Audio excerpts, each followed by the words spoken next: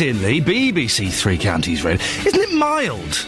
I don't want to be one of those idiots that bangs on about the weather, but let me be one of those idiots that bangs on about the weather. Isn't it mild? It's, where are we now, the 4th of January, 3rd of January, something like that. I've got no idea what the day is. And I keep coming out of my car, gloved up to the max, with scarves and hats and all kinds of stuff, and it's virtually sweltering. It's comparatively Barbadian out there, isn't it? Wonderful. If this is global warming, I'll have some of this. Thank you very much indeed. Suddenly, those January mornings don't look as bleak as I was expecting them to. Lots coming up in the show today, and as always, it will be nice to get your opinions on some of these, including protesters in Watford are fighting to stop their allotments being built on and turned into houses. Later on in the show, we'll speak to the protesters as well as the mayor who is responsible for this decision. It could kick off. These things often do. You never know. Should it be illegal to insult someone? Are we getting all a little bit too sensitive? I'll explain that a bit later on. And I do this all the time. Have you ever looked down the street and thought, oh, man, this is too many signs, it's too busy? The term is street furniture. Well, we want to find the most cluttered street in Beds, Herts and Bucks today. If it's yours, or it's one you walk down or one you work in, could you take a little snap, please, a photograph? The mobile phones take photos these days. I know, it's amazing. And send it to us. You can email it. No, don't email it, put it on the Facebook page. Well, do that. There we go. Facebook.com/BBC3CR. You can email if you want, 3cr@bbc.co.uk, and we'll put it up. We're trying to find the most cluttered street in Beds, Herts and Bucks. The other ways to get in touch: you can send us a text, 81333, start your text 3CR, or you can give us a call, 08459 455 555. BBC Three Counties Radio. Do go to the Facebook page. It's nice to go on there. What I've enjoyed you lot doing recently is going on there and having little arguments. Play nice. Don't go all Jack Whitehall on us and insulting everybody. But have an argument, by all means. It's fun. It's fun arguing with you lot, and you lot can now argue with you lot. Facebook.com/BBC 3CR. Now, in the news today, the entertainer Jim Davidson has strongly denied sexual abuse allegations dating back to the 1980s. He's been released on bail after being arrested with another man in his 50s by police working on the Jimmy Savile inquiry. Catherine Boyle can tell us more on this. I can. Jim Davidson is the latest household name to be arrested in connection with this operation, Operation U-Tree, which, of course, is the investigation opened in light of the allegations relating to Jimmy Savile. Now, we know that Jim Davidson was arrested at around midday yesterday in West London, and he's been questioned as part of a strand of Operation U-Tree known as Others. So it means that the allegations made against him are not connected directly with Jimmy Savile, and there's certainly no suggestion of child abuse. Now, according to Jim Davidson's lawyer, the women who've gone to the police were in their mid-20s at the time of the alleged offences, which are alleged to have happened around 25 years ago. Now, while he was being questioned in London, officers were at his home in Hampshire and were pictured, certainly by local newspapers and the local camera crews, they were seen leaving with a number of items. And he wasn't the only person arrested yesterday as part of the investigation, was he? No, this is true. Police also arrested a 53-year-old man, again as part of the Others section of the investigation, so not directly related to Jimmy Savile. He's not been named, but we do know that the arrest was made in Hampshire. This man's also been bailed. And these two are the 9th and 10th to be questioned as part of this ongoing police operation, Operation U-Tree. Of these, 9 have been under arrest.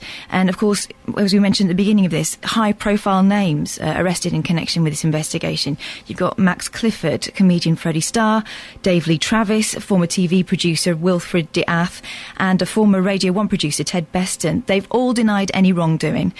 Gary Glitter was also arrested, Paul Gadd. He's not made a statement, and a man in his 80s was also questioned. And the rumours in the paper are that Jim Davidson was going to be in the Big Brother house. Rumours abound about the Big Brother house. It starts tonight. Are you a fan of the Big Brother, Catherine? Do you know what? I sort of am. Yeah, I hate myself for it. It's dirty. It's a dirty pleasure, but I get sucked in. I'm very excited about it. Catherine Boyle, thank you very much indeed. 08459 455 555. Morning. Shall we have a look at the front pages of the newspapers? Why the hell not? Huh? No, it's not. It's not because I'm filling, it's because I want you to know what's on the front pages of the newspapers so you can make informed decisions when you pop to your local newser. Does anyone buy newspapers anymore? I haven't bought a newspaper for ages, partly because I do this gig, and so we get to read all the newspapers. But buy newspapers, I just look at stuff online. I Google it. Yeah, I Google it. The newspaper industry must be on its last legs. I tell you what also I'm surprised is W.H. Smith's is still going. Why? It's a weird shop, Smith, isn't it? I used to love it when I was a kid. I used to really love it. But I kind of wander in there at airports every now and then and scratch my head and why it's still going. Because it's such a mishmash of styles and things, isn't it?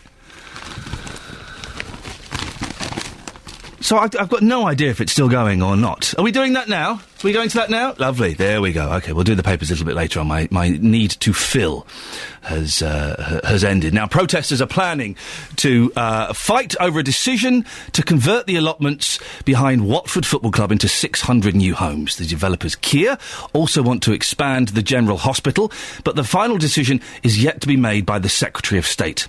Well, our reporter, Jane Killick, is at Farm Terrace Allotments now. Jane, what's happening down there?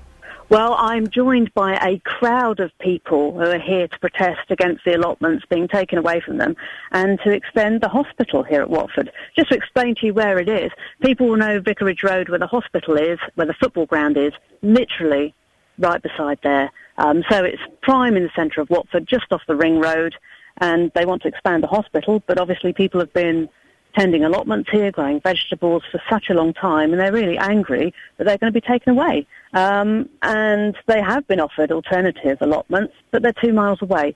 So if you can imagine wheeling a barrow full of potatoes from your allotment 2 miles down the road to your house, you can imagine how they're not very happy about it. And we'll be speaking to some of those people later on the programme. And I think some of them have joined you down there now, haven't they? What's the kind of the atmosphere like amongst these allotment owners? Well, they're just not very happy, really, with what's going on. Let me count how many people have come down to speak to us today to protest. 1, 2, 3, 4, 5, 6, 7, 8, 9, 10. 10 people have come out just after 6 in the morning. That's how strong the feeling is here. OK, Jane, we'll speak to you later on, and we will be speaking to those protesters and also the mayor who is responsible for those decisions, and find out exactly why those decisions were made and what's going on. 08459 455 555 is the telephone number if you want to give us a call. Are you an allotment owner? I've never seen the fascination. I guess it's partly because I've been blessed in recent years in having a garden, so I don't need that little bit of land. But do you have one? Is it important to you? Why? What do you get from having an allotment? It's a load of old men, isn't it? Just down there tinkering away in their sheds. Or have I got it completely wrong? Now, apparently, the law of insult is to be ditched. No, I didn't know either, to be honest. A survey has found that a majority of both Conservative and Lib Dem MPs supported Lord Dear's recent proposal to remove the term insulting from Section 5 of the Public Order Act 1986. At present, the Act makes it illegal to use threatening, abusive or insulting words or behaviour if they're likely to cause harassment, alarm or distress, which has led to countless... I should be locked up then. Nearly everything I say is insulting to someone, isn't it? Well, our reporter, Nia Viss, has been out in the 3 counties finding out what insults you and what insulting things you say. That they're ugly, that they're fat, they just look like him. And do you think that's acceptable? You think that's okay? Yeah, it's just banter. What have I said to you, man? Like, it's always to him. Ugly, elf, dwarf, weasel, Father Christmas. I don't know, it's all banter, isn't it? That's the member of the group that's often getting insulted. How does that make you feel? It hurts me dearly, like, they need to know when to stop, but it's like, I don't know, just, it's unacceptable, but it is banter, yeah, so it doesn't really bother me, to be fair. Yeah, I get called a lot of names. I get really, like, misunderstood and people just say things. I'm one of them people that takes it to heart. Like, I really find it quite insulting and I get really upset by it, like, it bothers me. So your friends right now are laughing. Does that upset you as well, that they're laughing about No, they're my friends. I don't really mind. It's more the people that don't really know me that say it, but, like, if these said it, it wouldn't bother me. Do you think it's acceptable to insult people? If it's her, yeah. What kind of things does he say to you? It's not repeatable on radio, unfortunately. A little bit too rude. By the way, we had to censor that. Man, you should have heard some of the language that was in that initial report. Wowzers. Well, with us now is Keith Porteous-Wood from the National Secular Society. Morning, Keith. Good morning. Keith, how do you define an insult? Well, it's something that seems to upset somebody slightly, but it's very, very easy to pass this test on this kind of in this law that we're trying to get repealed. If you're abusive, you still that would still be covered even after the change we're trying to make. But insulting is so difficult to define, and I think that's actually the problem. Keith, you're an idiot. Is that insulting? Well, I think the police might. I think with police wanting to prosecute me, might want to do that, and then I could have to be. In fact, I think you're going to have to go to jail for having done that. Oh, blimey! Not again. Yeah, this is very quite. Yes, I'm afraid so. But I mean, the examples of where this has been used are. Somebody joking to a policeman and saying, "Oh, do you know your horse is gay?" Sorry? Or more seriously, somebody just with a sign just saying Scientology is a dangerous cult, or Peter Tatchell very bravely at an Islamist demonstration with a sign saying "Don't execute gays or women," and he was the one who was arrested. He was arrested for being insulting. Oh, absolutely. Not the people who were using hate speech. That was absolutely outrageous. Just go back a second, Keith. Are you saying someone was arrested for calling a policeman's horse gay? Yeah, absolutely. You couldn't make it up, and I haven't. It's absolutely amazing. Wow. That's why it's so dangerous. And that's why we had an amazing debate in the House of Lords just before Christmas where we put this case, and both the government and the Labour Party told their members of Parliament to vote against us, and we still won with 100 majority. So the law is being changed. The term insulting is being removed. We're trying to do that, right. and parliamentarians are all in our favour, even though their front benches are saying, no, we must keep this. So, I mean, to win with 100 votes with both major parties against you is almost unheard of. They just laughed their front bench spokesman out of court, as it were, out of the House of Lords. Keith, there are some people listening who might say, Keith, this is all very well and good, we should, but hey, but that police horse may have been gay for all we know. We haven't got the evidence. But aren't there more important things in the world to be worried about? Well, I think that freedom of expression is the absolute cornerstone of democracy. If we can't speak freely as a society, and we risk going to prison for saying something that might just slightly upset somebody, then I think it's a very dangerous, slippery slope to start on. And I think we ought really to make a stand about this. And nobody should have the right not to be insulted. And there's plenty of other laws, far too many, I think, that'll get people into prison for things that other people don't like them to say. If it's abusive, you can still be prosecuted even after the change that we're asking for. But just insulting is such a low threshold and so difficult to define that it's an important thing that people who want to make sensible process should be able to do. I would be doing 50 years hard labour if I ever got caught for that. Keith Porteous-Wood from the National Secular Society, thank you very much. Well, what do you think? When was the last time you were insulted? Now, how did you react? It's quite a British thing, I think, isn't it, to be insulted? How dare you? How dare you insult me like that?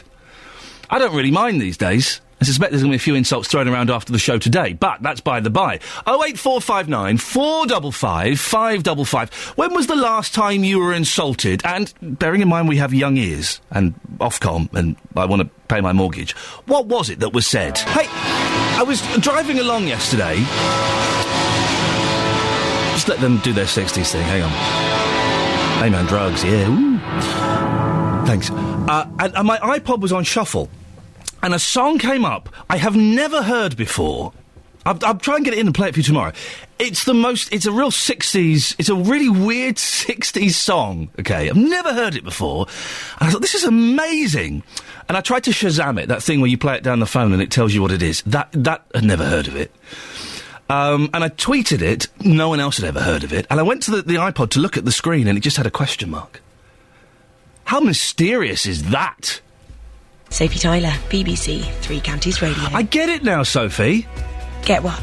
You had a blackboard on with a picture of a farm, and you were the underground station Chalk Farm. That's exactly what I was. That's brilliant! Oh, now it's good. Thanks, Sophie. Right, let's get the latest news. That was her fancy dress costume. She tried to explain it to me the other day for New Year's Eve, and it's only just hit me that actually it's a stroke of genius. Latest news and sport now with Catherine Boyle. And on Saturday, Stevenage travelled to Crewe, where manager Gary Smith hopes his side can end their run of 3 straight defeats. Losing becomes an habit the same as winning does, and, you know, we need to snap ourselves out of this as quickly as possible, and we've got a couple of tough games coming up, but when you're losing, they all look tough. And that's your latest news and sport. More from me at 7 o'clock. Who was that man at the end? He was Gary Smith. What? Losing becomes an habit? He sounds like losing becomes an habit? What a horrible way to speak. Yeah, that's how football people speak. Is it? They're real geezers. Oh, dear. On FM, AM and online. BBC Three Counties Radio. Losing becomes an habit. Horrible. Speak properly, for goodness sakes. Morning, Iain Lee, BBC Three Counties Radio. Lots coming up on the show this morning, including allotments. Do you have an allotment? Do you love one? Are you on a big waiting list? Apparently, the myth that there is a big waiting list for allotments is exactly that, a myth. A member of my team here, I shall not say who, when we were talking about this yesterday, there's a big waiting list for allotments. No, it's not, it's rubbish, said Catherine Boyle. Oh, I gave her name away, nuts. Sorry about that. We'll be talking about allotments, insults and street signs, street furniture, it's known as. Is your street too busy? There's a call to get rid of street signs and remove some of the street furniture. 08459 455 555 is the telephone number if you want to give us a call about that. Can we find the busiest street in terms of signs in beds, hearts and bucks? Now, the Christmas decorations in Newport Pagnell, which have been paid for and put up by a group of volunteers for over 50 years, may be cancelled next Christmas. I know, next Christmas. We're discussing it already. This is after vandals repeatedly smashed up lights and the nativity scene over the holidays. The baby Jesus was taken from the nativity scene, the nativity scene 3 times. At one point, he was being seen kicked around the town like a football. Scott Haynes is one of the organisers of the Christmas lights and joins me now. Morning, Scott. Good morning. Baby Jesus was being used as a football? That's right, yes. We've done everything we could to try and stop the nativity being vandalised, and we've had really good support from the town for the rest of Christmas. They've been really great, but on 3 occasions, the baby Jesus had either got damaged or removed and kicked around in the town, which has kind of upset us. Well, it would be upsetting. Why would anyone want to use baby Jesus as a football? This is what we wanted to know. I mean, 99% of the town have been great to us. We've had a great switch-on day in November. We've had really, really good support from the town. Thumbs up from everybody where we've been installing the lights. But we know that there's a minority who decided that they thought it would be funny to damage the nativity, which has upset us quite a lot. Now, I understand you brought in more decorations this year because of public demand. Is that right? Every year we try to bring in more decorations.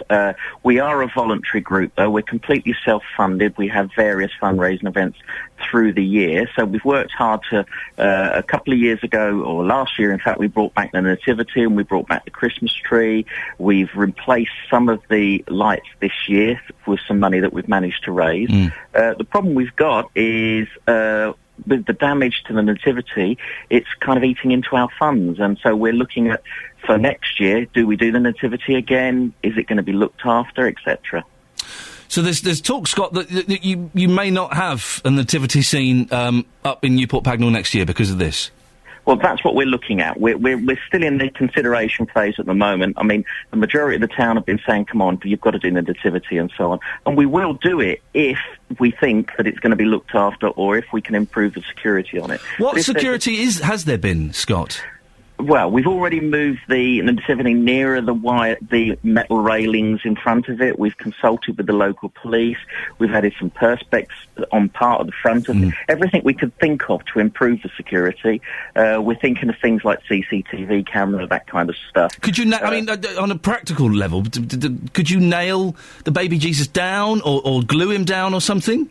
Right, a couple of things. When he was first put in there, he was cable tied into a wooden cot in the nativity. A few days after that, he disappeared. So someone had actually cut the cable ties.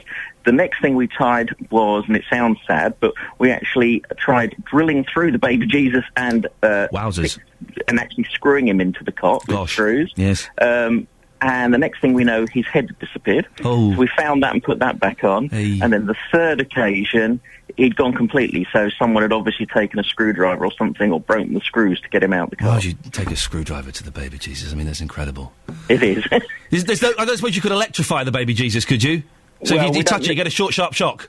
A lot of people asked us about that. We were offered sort of electric fences that they have on farms, but we're not quite sure that would be legal if we actually electrocuted someone. How has this left your feeling? Well, my tongue is slightly in my cheek, Scott, but I imagine this has got you and the volunteers pretty depressed about the whole thing. It is, because we're a great team. We're like one big family. There's about 10 of us who do the lights. We are a completely lights-out voluntary group. We were having a really good Christmas. Everybody was great to us, but we just feel saddened that there is a minority out there who think it would be funny to do this.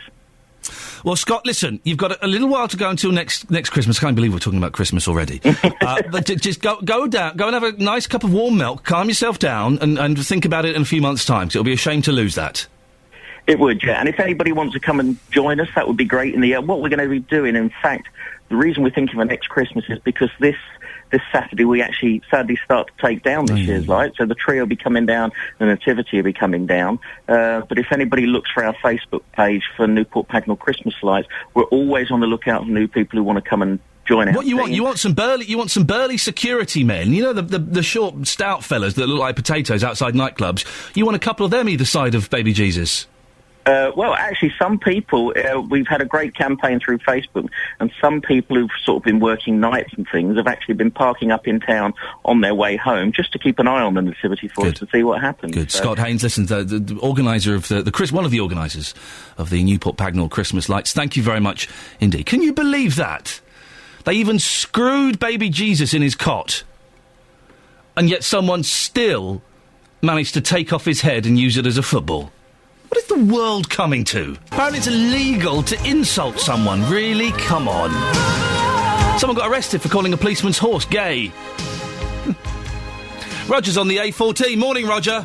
Good morning. Have you been insulted? Well, I haven't myself, but I'll go and tell you a tale about a chap I used to work with years ago. He was a fitter. Yes. And one morning, one of the guys walked in and said, Mick, he said, you are ugly, aren't you? Mick had this big Alsatian next to him, quietly sat there. Mick just looked at this guy and he said to him, I'll tell you one thing, he said, if my dog looked like you, he said, I'd paint his rear end pink and teach him to walk backwards. Roger on the A14 there, talking about a dog's bumhole. Thank you very much indeed. There we go. You see, being insulted is surely a great British thing, isn't it? We like to be affronted and insulted. Can't believe it's illegal. I've done it far too many times. I'd be locked up for 50 years. Thank you for that, Mick. Roger, sorry, best insult you've ever had, please. Keep it clean, for goodness sakes. We have young ears listening. But I like Michael Jackson. Okay. But he's silly, isn't he? Listen to him now, he's silly, listen.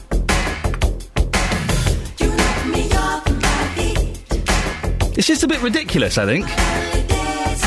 It's not as good as everyone says as well. Some good pop songs, but that's about it.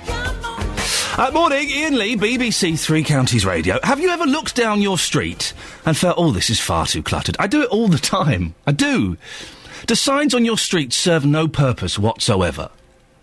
Well, the Department of Transport has announced this morning that thousands of traffic signs are to be taken down all over the country. This is wonderful news. Transport Minister Norman Baker wants to encourage more local authorities to get involved. Well, we're joined now by Councillor Nigel Young from Central Bedfordshire Council. Good morning, Nigel. Good morning, Ian. I understand you're in the process of decluttering Dunstable. Yes, we are. Why are you doing this? Well, because for once we completely agree with Norman Baker that there are far too many signs cluttering up our high streets. And I'd like to add, I think there's far too many traffic lights slowing down traffic unnecessarily and extending journeys. So in Dunstable, we have completely removed signage from Court Drive, which is one of our main through traffic areas, not without problems, I have to say. What problems? What problems have there been? Well, I think the government's going to face an issue of public education. The key driver in creating areas that are known as shared space, which is what Court Drive attempts to do, is to reduce speeds. And unless drivers understand what shared space means, it essentially means courtesy to all other road users. Ah, yes, there's your problem, you see. There's the problem, the C word. I've got to say, it is a minority, but, that's what we notice, isn't it, when we stand and look at driver behaviour, where we have simply said, look, this is shared space, it's a controlled zone, and I'll come back to that. Please give way to pedestrians and cyclists and treat everyone with the courtesy you would expect yourself. And have you, in this street, have you taken all of the signs away? Yes. I bet it looks wonderful. I first saw this. There's a street somewhere in Edinburgh, and I first saw this signless street in Edinburgh about 10 years ago. I remember walking down it thinking, there's something very odd about this. There are no signs. And there's a street in London near the Science Museum where they've done it. And it looks wonderful. It's clean and it's big and it's wide and it's fresh. Well, we've widened Court Drive quite considerably, and we've put a bus lane in, which of course gets buses off the carriageway that everybody else is using. We've taken all the zebra crossings out, and we've made it what's called a controlled zone. But I ran a little test with our own people sitting in a room last week. Hands up who knows what a controlled zone is. Our 2 highway engineers put their hands up, but nobody else did. Is a controlled zone, does that mean you can't park there? You can't stop there? Well done, Ian. Your hand would have gone up. Thank you. That's exactly what it means. Yep. But a lot of people don't understand that, and until we can... It's in the highway code, people should know it. Yes, they should, but sadly, many don't. Yeah. And of course, I've actually been to Court Drive every day, morning and night, just to observe driver behaviour over the last 2 or 3 weeks as we've reopened the road. It was one way, and we put it back to 2-way. And some motorists are really struggling with the concept of giving way to pedestrians and giving way to cyclists. Has this cost you any money, Nigel? Well, changing the road cost us money, yes, because of course we resurfaced it, and we've got 3 different coloured surfaces. We haven't put them in yet. We're doing that in January, which will delineate the areas to a degree to help drivers find their way around it. But it wouldn't cost us any money just to take out signs and to replace that with shared space and reduce speeds to 20 miles an hour. But the real difficulty, and the difficulty the government's going to face, is driver education. And they've got to slow down. I mean, my message to drivers would be, you wouldn't drive this way in a supermarket car park because you would expect people, old fogies like me, to come wandering out with a trolley and children to be about. You would give way. So you have to take that driver behaviour that you naturally would do in a car park, and you have to put it onto a public road. And you'll get through quicker, and everyone will enjoy their experience of this wide-open space without regulation. Councillor, are you planning to do this to any more streets? Yes, eventually, and it'll be some years away. We will do this to the A5 when it's detrunked. That'll be around 2017. We've done it in Biggleswade. On Hitchin Road we have a shared space scheme, and I think Luton Borough Council have just done this with some success on George Street. Nigel Young, we have to end it there. Thank you. I think it's a cracking idea. Councillor Nigel Young there, from Central Bedfordshire Council, getting rid of street furniture. I love it. I love it. There's too much business happening on streets. You don't need it. Where's the busiest street in Beds, Herts and Bucks? Woken up now, have you? Huh? Have you? Morning, this is Iain Lee, BBC Three Counties Radio. As always, be nice to get your opinion on some of the things we're talking about. Allotments, street signs and insults. Sophie Tyler, BBC Three Counties Radio. Chalk Farm. It's genius, isn't it? Very, very clever. Although not as good as your friend who went as Holborn. I know, that was excellent. That was such a last-minute decision as well. I was furious. She beat you. Thank you. A friend had a hole burnt into her T-shirt. Do you see? Do you see? I'm beginning to get it. Iain Lee, BBC Three Counties Radio. Lots coming up. Do you have an allotment? How important is it to you? We'll discuss that after the news with Catherine Boyle. BBC Three Counties Radio, first for news. 6 out of 10. Oh, thanks. Very generous. No, I thought it was, actually. We were debating here whether it should be a 5. But 6 is... No, because 6 is it means you can... You know, you got a way to go. You can do better. No, hang on, that sounds like an insult. What did it mean? No. Are you giving me a reason to live here? No.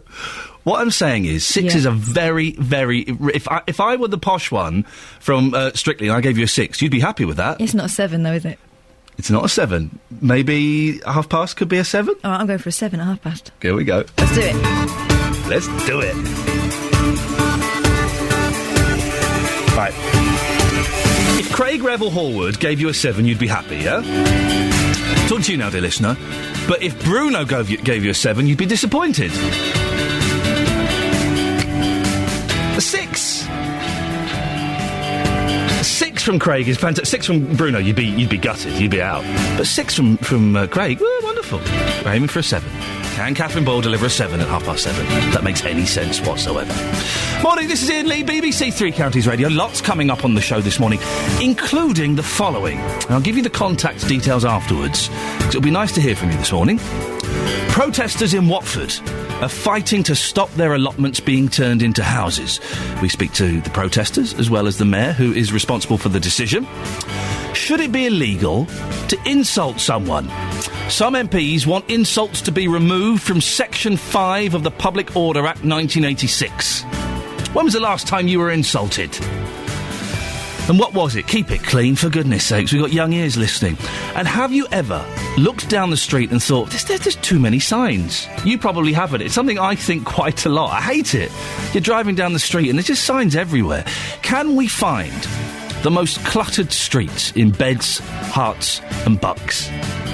Couple of lines free if you want to give us a phone call. 08459 455 555. You can send us a text. Apparently you can text us photographs. I know. I don't know if this crazy technology will work. I've been told it does. I'm getting a nod as well. Look. Apparently it does. 81333. Start your text 3CR. Or you can go to the Facebook page and put your photos up there. Facebook.com/BBC 3CR. BBC Three Counties Radio.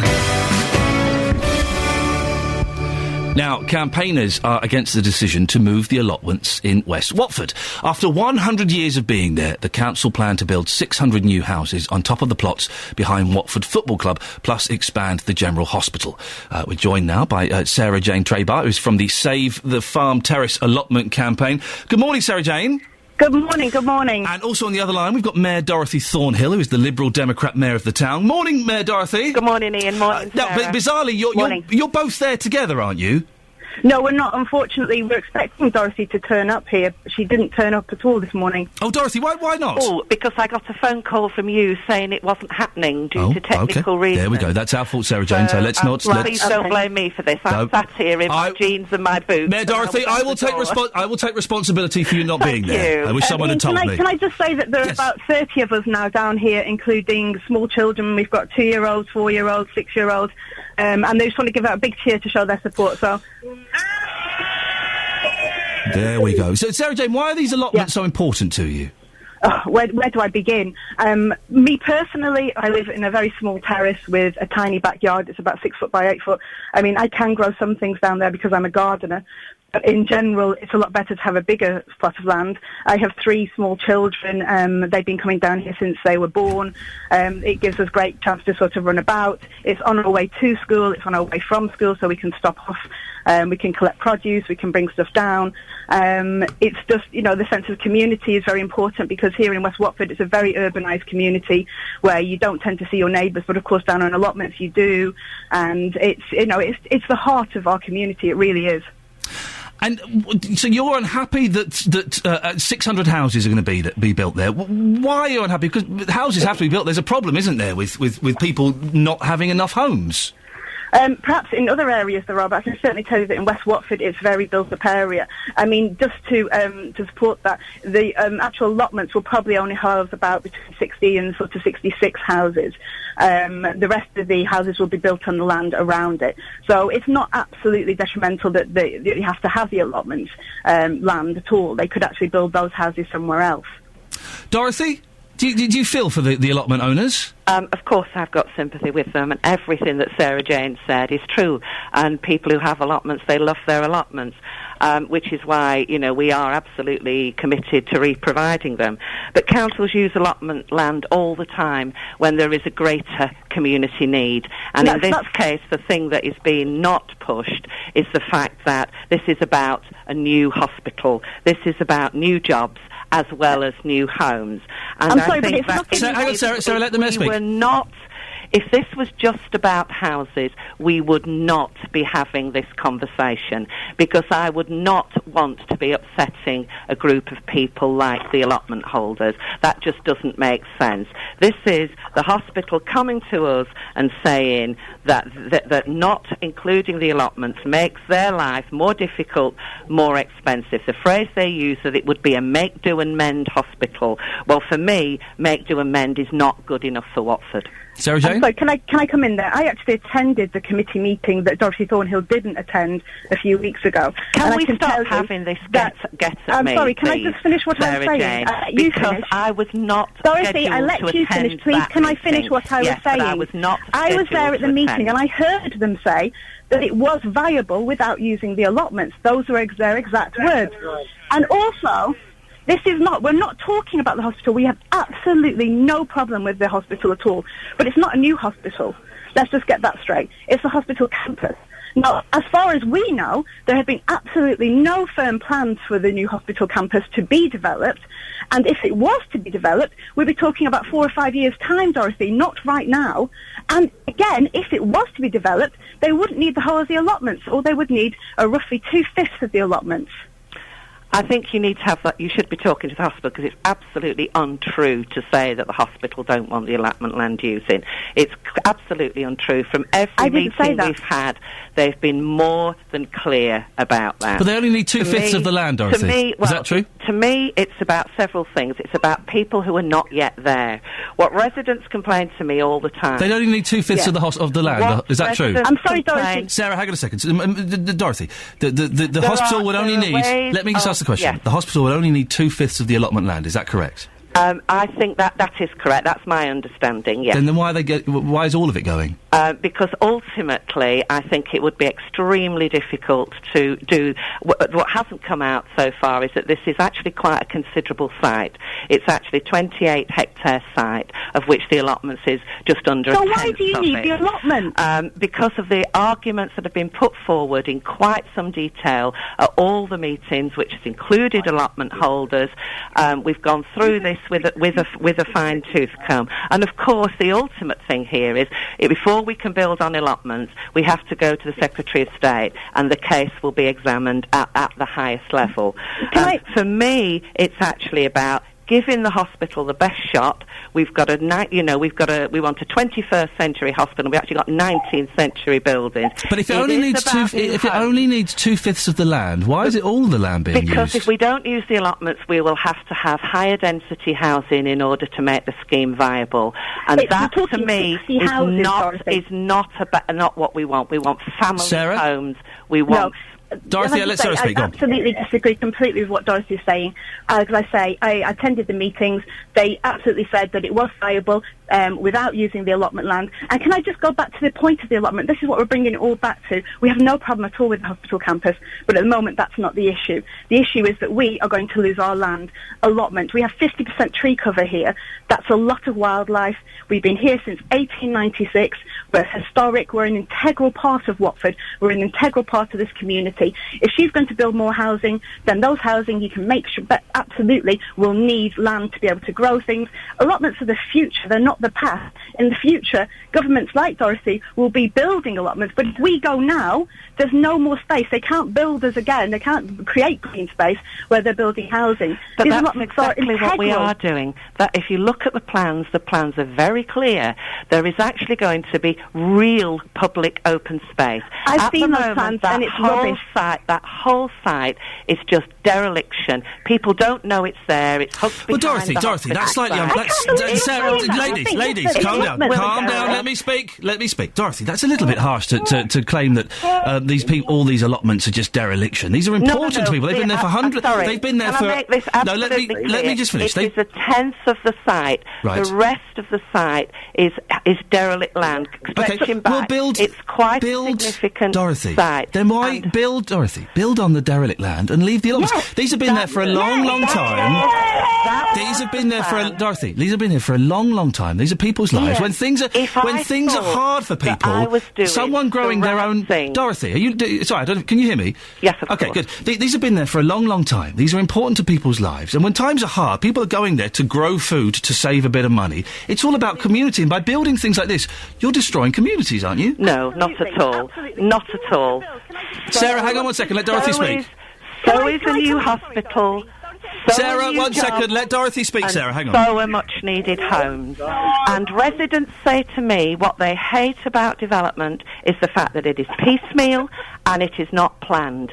This is not piecemeal and it is planned. And it will have real open space that West Watford residents can all go and enjoy, not just plot. Sarah Jane, last word from you, Sarah Jane, please. Yes, I would like Dorothy to have the foresight, the vision, to include the allotments as part of the health campus. Surely they go hand in hand. Instead of just getting rid of us, this is community space. And Dorothy isn't listening to what the residents of Watford want, because if she was, she would realise that the residents of West Watford want the allotments, want them to be included in the health campus, and want to be able to use them and bring up their families here. OK, listen, we have to leave it there. Thank you very much indeed. That's Sarah Jane Trebar, who is from the Save Farm Terrace Allotment Campaign, and Mayor Dorothy Thornhill, who is part of the team that's responsible for planning to get rid of those. And sorry for any confusion about who should have been where. We did have some technical problems earlier on.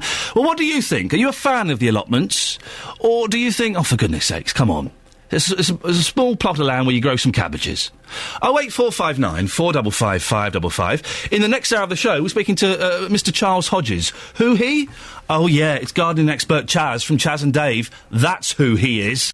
Now, a law of insult is set to be ditched.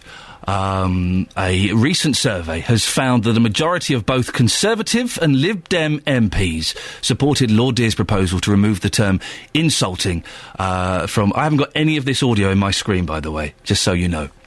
Presently the Act makes it illegal to use threatening, abusive or insulting words or behaviour if they're likely to cause harassment, alarm or distress, which has led to countless arrests of ordinary people for making jokes and expressing opinions. Well, with us now is barrister Toby Long from Noble Solicitors in Watford. Good morning, Toby. Good morning. Insulting someone is against the law, really? Well, it is, but it has to be conduct... it's a defence to say that your conduct was reasonable. So if it's reasonable to insult somebody, then it wouldn't be a criminal offence. Someone has gone to court, have they, for calling a police officer's horse gay? Yes, I think that's right. And I think the issue that the people are really concerned with is the ability of police officers to interpret the law and make the arrest.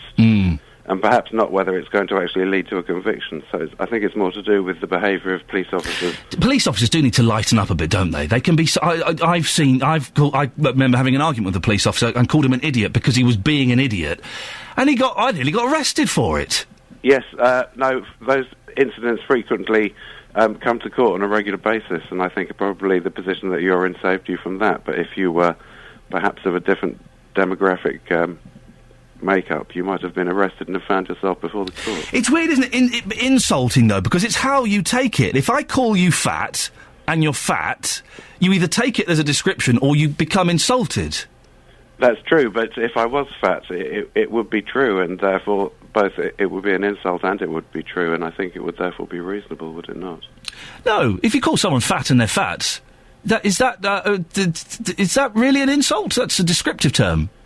I think it is an insult. I mean, I looked up on an online dictionary and it said giving or causing insult characterised by affronting rudeness, insolence, etc. Ooh, insolence, etc. Indeed. And so I think if you called me fat, even if I was, it would be affronting rudeness.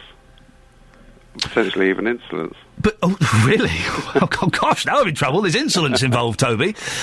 It's got to be... this has to be scrapped, doesn't it? You can see that it's problematic, isn't it? And it's down to the individual's interpretation. I think you're completely correct. And in fact, even the Home Office circular, which sought people to make representations as to whether they thought it should be scrapped or not, said the offence would affect only the most low-level cases if it were to be scrapped. Mm. And also, how do you find out if a horse is gay or not these days? It's so hard to tell. You can't just tell by looking at them. Toby Long, a barrister from Noble Solicitors in Watford, thank you very much indeed. You can't tell if a horse is gay these days. You just don't notice. The BBC in beds, hearts and bucks. This is BBC Three Counties Radio. Now, a local business woman has been named the UK's Entrepreneur of the Year. Claire Austin, Managing Director of Austin's Funeral Directors, was selected as the country's top entrepreneur by the British Chamber of Commerce, and she joins me now. Morning, Claire. Congratulations. Good morning. Thank you very much. How did you do it? Why are you Britain's best entrepreneur? It's all down to the achievement of Austin's, really. I mean, obviously, I've been awarded individually, but it's my fantastic team at Austin's Funeral Service who, over the last few years, have achieved significant increase in business performance. How can you increase business performance in a funeral directors? Because surely, the business comes along when it comes along. Yes, absolutely it does. And obviously there's a finite number of deaths in the country, of course. But it's all about customer care. Right. And our focus at Austin's is about customer care and making sure that our clients receive absolutely, top-notch from our staff. Tell us what you do, Claire. What do you do at Austin's that's so special? We lead bereaved people through the process of losing their loved one. From the moment that they lose their loved one and they telephone us and they require our help, we lead them through the entire process of arranging the funeral and assisting them and supporting them through right until the end. Do you not find it depressing, Claire, working in that industry? I'm asked this question a huge amount of times, and it isn't depressing. It's sad. Obviously, we have tragic cases, and every death is sad in its own way. But it's hugely rewarding, and all the staff that work for me find it exactly the same. They couldn't do it otherwise. It's extremely rewarding to help people through that process, and that's why they stay. And Austin's has been a family business for how long? 312 years. Blimey. So your dad and your granddad, they were all doing it with it? I'm the 10th generation to run the business. Wow. The first female to run the business. Yes, so we're fairly well established. Was there not a point, Claire, when you're like, a stroppy 15, 16, 17-year-old girl, and as they all are. Really? And the ones I'd met when I was a teenager were. Maybe it was just me. But did you not kind of go to your dad, oh, Dad, really? Have I got to be a funeral director? No, because I was never forced into the business. Right. So I actually came into the business fairly late. So I was 33. So I'd done my own thing. I'd gone elsewhere and done my own thing. So it was my choice to come in later on, which I think was valuable for me and valuable for the business. Because I'd achieved, experience elsewhere, which I think is very, very important. You did a mystery shopper programme. Yes, it's part of, it's very important when you're in any industry, I think, to know what your competitors are doing and the kind of the service that they're providing to members of the public. So I did, a year or so ago, employ someone to go around all our local funeral directors just to get a feel of what service has been provided to the public by them, which was extremely valuable. And I hasten to add, I also did the same to my company. Right, okay. Obviously with my staff not now. How did that work? So you sent someone, an actress or an actor, to the rivals' companies and your company, pretending they'd lost Dad or something, and... Yes, yes. Wow. Yeah, I think lots of businesses do that, and I think it's very valuable. I bet it is. I bet it's fascinating. Yeah, it's a complete...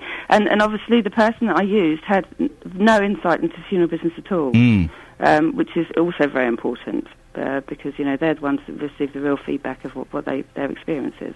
Now, in today's news, the government has promised to help young entrepreneurs. How important is that in business, do you think? I think it's essential. I think it's absolutely essential. I think young entrepreneurs are the lifeblood of our future businesses, and I think all the support that they can receive is very important. To set up your own business is extremely challenging.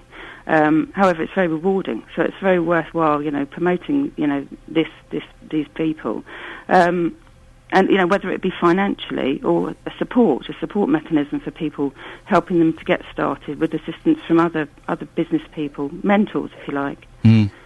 Claire, well, listen, congratulations. Thank well you very done. much. Thank you. And long may your business thrive. Thank you very much indeed. Thank you very much. Claire Austin, who is Managing Director of Austin's Funeral Directors. Been going for over 300 years as a family business. Wowzers. On FM, AM and online. BBC Three Counties Radio. Let's have a quick look at the front pages. The Daily Telegraph. Tax chaos as child benefit cuts loom. Almost a third of families affected by George Osborne's raid on child benefit have not been formally warned they will no longer be eligible for the handout. Wowzers. And there's Jim Davison, pictured with his fifth wife, Michelle. Davison arrested in Savile abuse investigation. And Minister tells farmers to push GM. The Times. Army told to open up its justice system. Victims of bullying and abuse fear speaking out. And this is interesting. Should Lincoln's life have been cut shorter? Hollywood directors have been told to shorten their work. Lincoln, starring Daniel Day-Lewis, has been criticised for its overlong ending. Well, I went to New York recently. I don't know if you heard me banging on about it. And I went to see Lincoln because I got there Thursday evening, was wide awake. Thought, I'll go and see a film. Go and see a film. The only film that was kind of on round about then was Lincoln. I watched the first 15 minutes. I thought, do you know what? Seriously, life is too short to watch this tosh. Overlong, wordy, pretentious, dull nonsense. But I agree. Overlong, I stuck it for 15 minutes. Films are too long these days. Look, The Hobbit goes on for 4.5 hours. I don't know if that's true, but it probably feels like it. And then they've got a list of the longest films. Look, Gone with the Wind is 2 minutes shy of 4 hours. The longest film to have won an Oscar. War and Peace, 7 hours. Oh, for goodness sakes, look at this. French New Wave film, Nolly Métangère, 12 hours, 40 minutes. I remember when I was a kid, films were 80 minutes long, 90 minutes at a push. When do they get so long? Anything over 2 hours, it's got to be good, otherwise, to be honest, I'm out. What's the longest film you've seen? The Guardian, Jim Davidson again. Hand back the Falklands. Argentina tells Cameron the sexy Argentinian leader, Cristina Fernandez de Kirchner. I say sexy. That's my quote. That's not from The Guardian. That's my own interpretation of the situation. And markets soar after US steps back from cliff. Shares surge as FTSE breaks through 6,000 for the first time in 18 months. It won't last. The Independent. Treat white working class boys like ethnic minority, Willits tells universities. Massive fall in admission demands drastic action. Universities will be told they should recruit more white working class boys as figures show a massive slump in applications for men. The universities minister, David Willits, wants white working class teenage boys put in the same category as students from other disadvantaged communities and ethnic minorities as groups that should be targeted for recruitment. There we go. The Daily Express. Boom time for Britain at last. Boom time. Share price surge sparks hope recession is coming to an end. And Kimberly Walsh reveals her secret to staying in shape. Wow, let's turn to page 3, shall we? And find out how a girl manages to stay in shape. Strictly star Kim Walsh is still uncertain about how sexy she is, despite the fact her derriere has its own hit Twitter page. Oh, for goodness sakes. The singer admits she was stunned to find out her pert behind has its own Twitter page and has gone viral. It's got a life of its own, she says. Something about my bum was trending on Twitter recently, and I was like, oh my God, you lot are crazy! Well done, well done. So a privileged woman has got a nice backside. Well done. The Daily Mail, 4,000 foreign murderers and rapists we can't throw out. And yes, you can blame human rights again. Nearly 4,000 foreign murderists, rapists and other criminals are roaming the streets, free to commit new crimes. And the Sun, nicked. Davison arrested by Savile cops, and there's a picture of a lady in her bra and indeed in her pants. You've been commenting on Facebook and via the texts about allotments. Listen to this from Alison on Facebook. We used to have an allotment, but the guy on the neighbouring plot threatened to pour petrol over our beehives and set them on fire, so now on a waiting list for another. I used to go every lunchtime and evening, and the fellow would go most days. Really? Is it like that on allotments? People threatening to pour petrol over your bees? Oh dear, sounds very unpleasant. Let's get the latest news and sport now from Catherine Boyle. And that's your latest news and sport. More from me at 8 o'clock. I know. You're on for a 7. No, it's a 4. That. What? It was a well. You're being generous. What went wrong? Well, talk us through it. Talk us through a moment it went wrong. In football terms, yeah, I choked. Text 81333. Oh dear. Start your message with 3CR. Text charged at the standard network rate. This is BBC Three Counties Radio. It may sound harsh, me giving Catherine Boyle marks out of 20. Oh, did you think they're out of 10? But listen, it keeps her on her toes and it gives you a better show. This is Iain Lee, BBC Three Counties Radio. Coming up in the next 30 minutes, well, lots of stuff, including charging prisoners to stay in police cells, really? We'll discuss more on that in a little bit. But first, the entertainer Jim Davison has strongly denied sexual abuse allegations dating back to the 1980s. He's been released on bail after being arrested with another man in his 50s by police working on the Jimmy Savile inquiry. Paul Connew is a media and PR consultant based in St Albans, also former editor of the Sunday Mirror. Morning, Paul. Good morning. Obviously, we have to tread carefully around this, but what's the latest on this? Well, I think it's been a little bit of a New Year gift to the headline writers with variations of nicked or nicked, but obviously it's also, remarkable timing as Jim Davison was about to make what would have been probably his highest profile TV appearance for some time in Channel 5 Celebrity Big Brother beginning this evening, and I gather he's going to be replaced by mutual agreement. Right.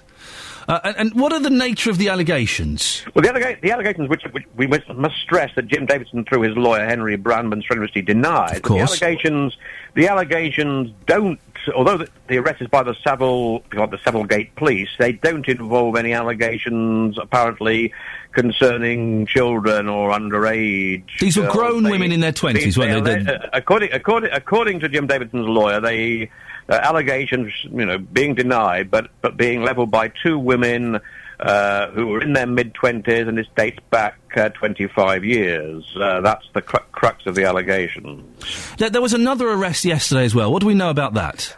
What I know about, I do know the identity of the person who's been arrested, but we better not say on air, but it's another entertainer who's a close friend of Jim Davidson and lives near him in Hampshire. Jim Davidson, who I know slightly, lives these days part of the time in a £1 million Tudor mansion in Hampshire and half the time in Dubai. And it was from Dubai that he flew in yesterday, expecting to begin his stint on Celebrity Big Brother, only to be apprehended by the police at Heathrow Airport. Paul, just going off on a very slight tangent, you've mentioned Big Brother there. Are you a fan of the Big Brother? I think it's... Well, the last viewing figures, were higher than one expected at Channel 5, who gambled on buying it after Channel 4 ditched it as past its sell-by date. It did better than expected. In a strange way, although Jim Davison won't be appearing, it's probably given a bit of a PR boost, to Channel 5. And ironically enough, I gather that Jim Davison was brought in to Celebrity Big Brother to replace the original choice, Justin Lee Collins, the comedian. So is Justin Lee Collins not in it now, then? Because that was the rumour, wasn't it? No, as I understand it, Justin Lee Collins was approached and agreed in principle, but then, of course, came his little incident in court in St Albans, where he was convicted of assaulting a former lover, and he, I'm not sure whether he withdrew or Channel 5 withdrew the invitation, but either way, Justin Lee Collins fell by the wayside to be replaced by Jim Davidson. Just to cover both our backsides, he was found guilty, I believe, of verbal bullying, and it wasn't a physical assault. Verbal yes, not a physical assault. Correct. Yes, just to clarify. But a verbal bullying. Do we know anybody else who's going in the Big Brother house, Paul? Are you aware of anyone? Because I quite enjoy it, to be honest. Julian Tailforth of EastEnders fame is rumoured to be one. That's one name I've heard, which I think is probably going to turn out to be correct. But otherwise, Channel 5 are doing their best to keep the lid on. But of course, their links to the Express newspaper group, I'm sure we'll be seeing a huge amount of Big Brother coverage and at least 2 national titles. But I think the Jim Davidson affair will probably give it an audience boost and probably more mentions in the rival media than it might have expected otherwise. Paul, thank you very much indeed. Paul Connew, media and PR consultant based in St Albans, talking to us there about Jim Davidson. We're talking about Big Brother because it does start tonight. And it is one of my guilty pleasures, and I do it. I must admit, I take a shilling every now and then from the Big Brother team to go and talk about it, and I will be the weekend, I think, Sunday night. They've kind of kept it quite close to their chest as to who's coming on, haven't they? On FM, AM and online. BBC Three Counties Radio. So, are you a fan of the allotments? Do you have allotments? Does anyone use them these days? I'm surprised that they're so popular. We've got some text. David from Marsh Farms. Marsh Farm says allotments. They keep you fit, get you back to nature, and feed you. Our one keeps us in fruit and veg for most of the year with the aid of a large freezer. See, growing your own vegetables, I've tried it. I've had a go at it. It's flipping hard work. It's all exciting when you're planting the seeds and, oh, yeah, look, the shoots are coming through. But then when you dig up your mouldy onions and your tiny, soggy potatoes, and you think, oh, what? That's 6 months of hard work has gone into making that. When it turns out supermarkets sell fruit and veg. Yeah, and they sell it. They sell it quite cheaply as well. Same thing goes for jam. I tried to make jam a couple of years ago. Gooseberry jam, yeah, gooseberries. No, I just thought it would be nice and arty. I didn't boil the jars long enough, and I didn't put enough sugar in. So it went mouldy within like a week. And again, you can buy jam really cheaply these days. Sainsbury's do it. Tesco's do. Waitrose do as well. You can just go in and buy it. And another texter. I live in West Watford. I know the council are moving the farm terrace allotment to a new site less than 2 miles away. I can't see what the problem is. A few allotment holders versus thousands of hospital users. There's no argument. Well, what do you think? 08459 455 555 is the telephone number if you want to give us a call and let us know what you think about that. Are you a fan of the allotment? Does anyone really use them? Does anyone need them? It does seem like a lot of faff and a lot of hassle, doesn't it, really? To have to go down there and get on your hands and knees and dig bits and pieces up and do all of this stuff, when you can just go down to the supermarket and buy vegetables very, very cheaply these days. There's hardly any need to go and do all this digging. And you're completely at the mercy and the whim of the weather. If you get a little bit too much rain or a bit too much sunshine and it's all dry, then you're completely screwed, aren't you? There's nothing you can do. 08459 455 555 is the telephone number. If you want to give us a call and let me know, are you a fan of the allotments? What do you do? What do you go and do down there? Is it just a case of sitting in your shed trying to get a bit of quiet time away from the missus? Is that really what it's all about? I'm going to need a script for this. There we go. Lovely. Well, we're talking about allotments because campaigners fear there soon won't be any left in Hertfordshire after increasing amounts of land are being sold to developers. In Watford, there's now an ongoing battle to save Farm Terrace. Developers want the plot in order to expand the General Hospital and build 600 new homes. A final decision is yet to be made by the Secretary of State. Professional garden designer Cleve West has written a book. He's also a fervent campaigner in a plight to keep allotments. Good morning, Cleve. Good morning. Why do we need allotments? Oh, gosh, I don't know where to start. There's so many reasons. I mean, health, basically. I don't need to go to the gym. Education for children. They need to know where food comes from. So, from a community point of view, they are fantastic. And to rip up an allotment is to rip out the heart of a community. Doesn't mean to say you have to have an allotment. They can be appreciated by people outside allotments as well, as we have. They protect biodiversity. Insects are so important these days, especially in cities.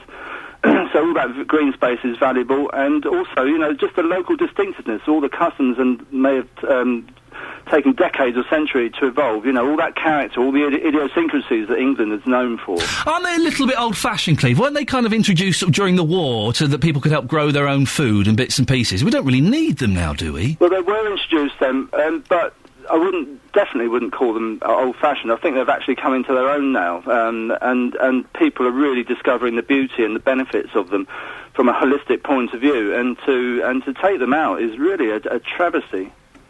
How important is it, do you think, to have an allotment close to home? Because the ones in Watford that we're talking about, they're being planned to be moved sort of almost 3 miles away. No, well, that's crucial. My allotment is 10-minute cycle ride, and that's about that's really almost too far for me. You know, they need to be walking distance, preferably.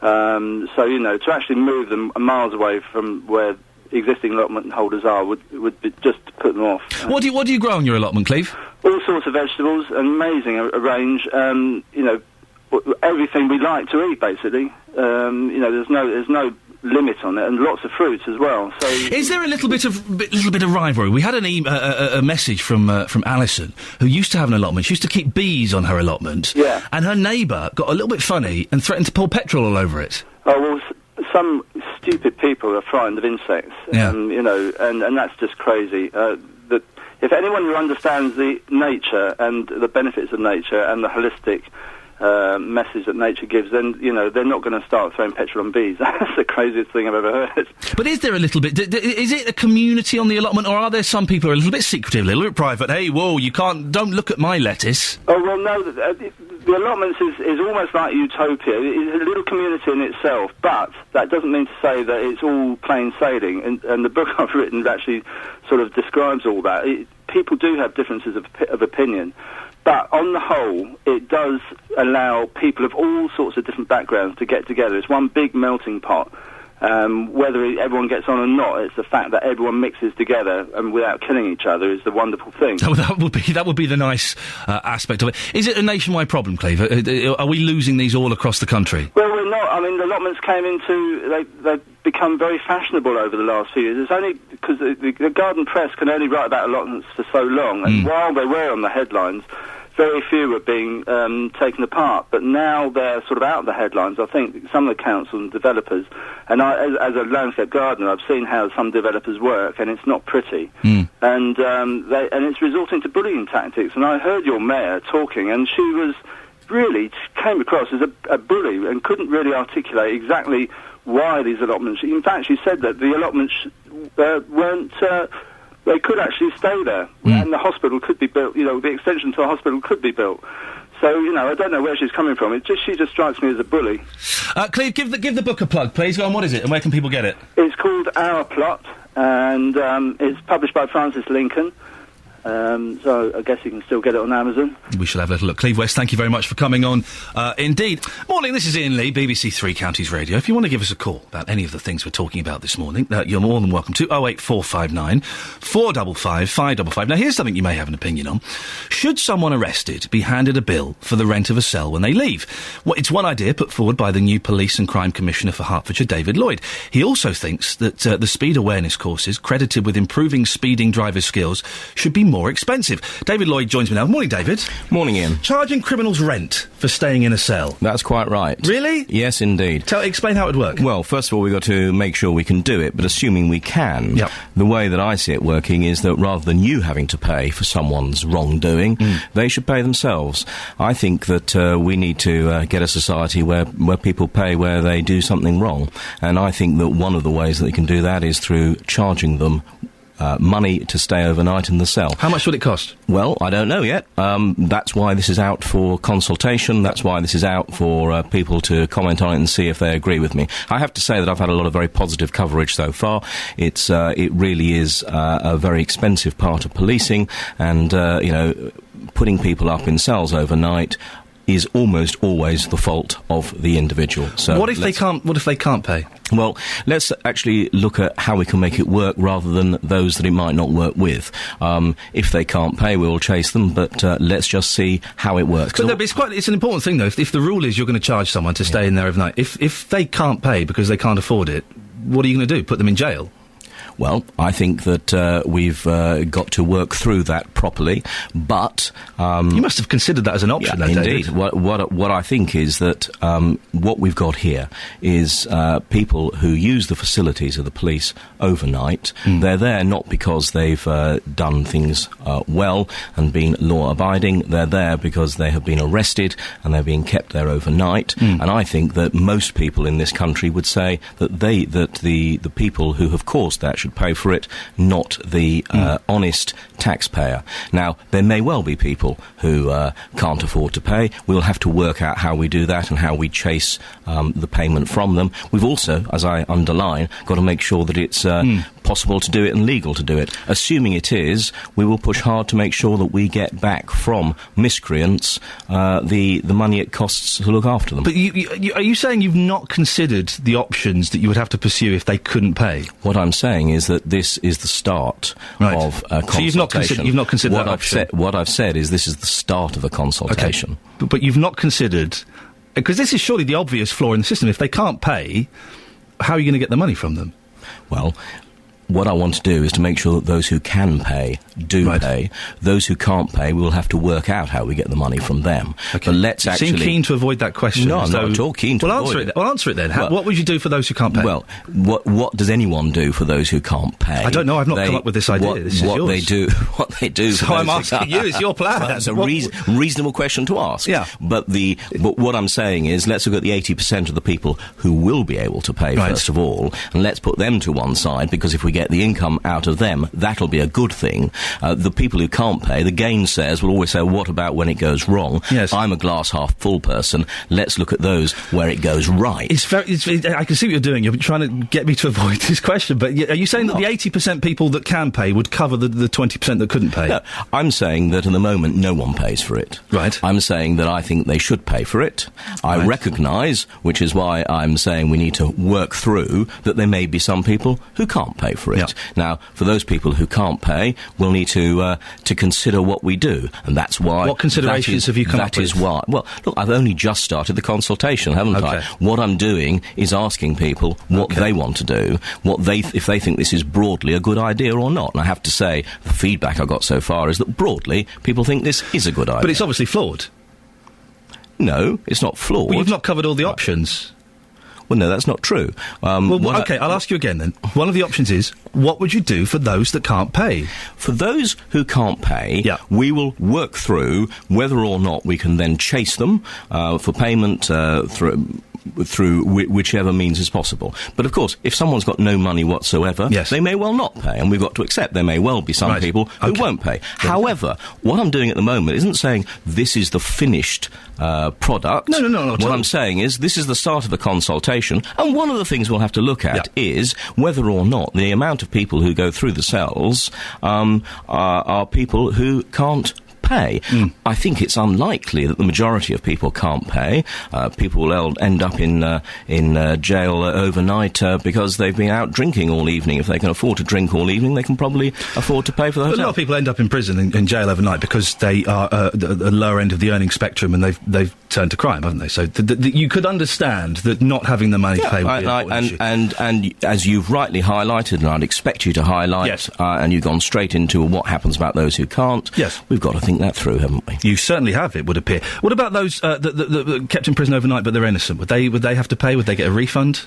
Those people who are innocent, I mean, I think the other question we've got to look at is, at what point do we charge them? Do we say the next morning, here's your hotel bill, by the way, or do we wait till the justice system has worked through and say, and at the bottom of it, here's your hotel bill? That is why I'm consulting. That's why I'm finding out what the legalities are around it. Clearly, someone who has been detained who is innocent, there is a different element there than someone who has been detained who is guilty. However, the principle here is you are using a service. You are staying there overnight, and you are costing the taxpayer money. And certainly, even if we didn't charge them for the bed, the cost of food, for example, would not seem unreasonable, would it? That in the same way as if you go into hospital, you charge for your food. That if you go into the prison, you charge. And if you go into cells overnight, you charge for your food. You're not charged for food in hospital? You are in many hospitals, yes. Not in any ones I've stayed in. It's all been part of it. No, I think you'll find that you're charged... Anyway. I know the ones that I stayed in very, very recently, I was given free food. Right, well, there we are. Let's not move away from what the issue here is. And the issue here is, should someone who's been detained have to pay for the services they use? We've got a phone call. Andy is in St Albans. Good morning, Andy. Good morning. You're a former policeman, are you? What do you make of this plan by David Lloyd to possibly charge people to stay in prisons overnight? Not in prison, it's in place cells, but the reality is that there is a minority who want a better description and get drunk out their face, and then will expect the police to put them up for the night, quite literally. I've seen it time after time. What, they think it's going to be like could you give us a bed to sleep on tonight? Well, a guy came into the reception of the police station and weed up the counter. He knew full well that if he did it, we'd drag him in. Sometimes they want to lift home. So the whole situation is and the other thing is, if they can't afford to pay, perhaps we could give them community service. They pick litter for however. Don't we pay for this with our taxes? Haven't these people paid already for these facilities? Isn't that how it works? I guess this is part of austerity measures, isn't it? Things aren't the same as they used to be. David, is it part of austerity measures? Well, I think Andy's quite right, actually. I mean, these are just the sort of people that we got to get. I mean, why should you be paying for that person to stay overnight in St Albans? So, I think that this is the start of the whole bit around the new police and crime plan. This is about, properly looking after victims of crime. This is about encouraging active citizens, but this is about having a better business sense and making sure that where people use our services, where they can afford to pay for them, and I put to one side the whole issue about those who can't pay and whatever, but where they can afford to pay for them, they pay for them. And I don't think that anyone will say that's a bad idea. Yes, you've paid your council tax, but wouldn't you want it to go a little bit further? And surely you would prefer it to go on things which are benefiting you rather than locking up the person overnight. I would argue that the police putting people in cells is benefiting me, and that's part of what my council tax is going towards. But the other idea is to charge more money for speed awareness courses. Yeah, how much do they cost now? Currently they're £80 off the top of my head, and what I'm looking to do there, you see, I think again it's about how we broaden this out. It's interesting, isn't it? At the moment, we put people on speed awareness courses if they are just over the limit. Actually, what speed awareness courses should really be about is re-educating people. And in many ways, those people who really exceed the speed limit need the most re-education. They need to have underlined why things are, why they shouldn't drive as fast as they are driving. Now, there are two ways of doing that. First of all, you probably need a longer course. Secondly, you need to be put on that course and made to go on that course. And thirdly, actually, it probably need to be hit a little bit harder in the pocket. I think all those things work. And so if we charge extra, especially if we do it on a graduated basis for those who have broken the speed limit by greater and greater amounts, that will be a good thing. Actually, it'll also mean that we can enforce better and that we've got safer streets, because if there's more money coming in, that will work far better. So again, it's about the citizen, helping citizens police themselves. It's about helping us to do even better job of policing in the country. Sounds interesting, and this is an historic time, because with the new police and crime commissioners, we are finding the boundaries. What's the next step for you, very quickly? What's the next step? How do you progress these plans? Well, we will publish these by March. They will be published. This is the first police and crime plan I've done. I want you to come in onto, or anyone who is interested in to get involved with this. Go on the website, heartscommissioner.org. That's the way that you can get involved. I want people to comment on these, because I want to make sure that these are the right plans for the people of Hertfordshire. I want distinct and great policing in Hertfordshire. We've already got great policing in Hertfordshire. I want to continue with that. David Lloyd, thank you very much for coming in. That's smart as always. Very nice to see you at this time in the morning. BBC Three Counties Radio, first for news. That was a 7. She's back in the game. Out of 20. Oh.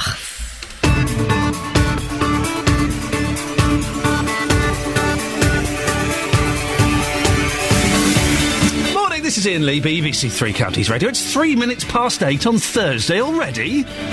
What? Pantomime at the weekend. Oh, yes, Mr. Maker. Going to see Mr. Maker in St Albans. Very excited. The whole family's excited about that. Can't wait.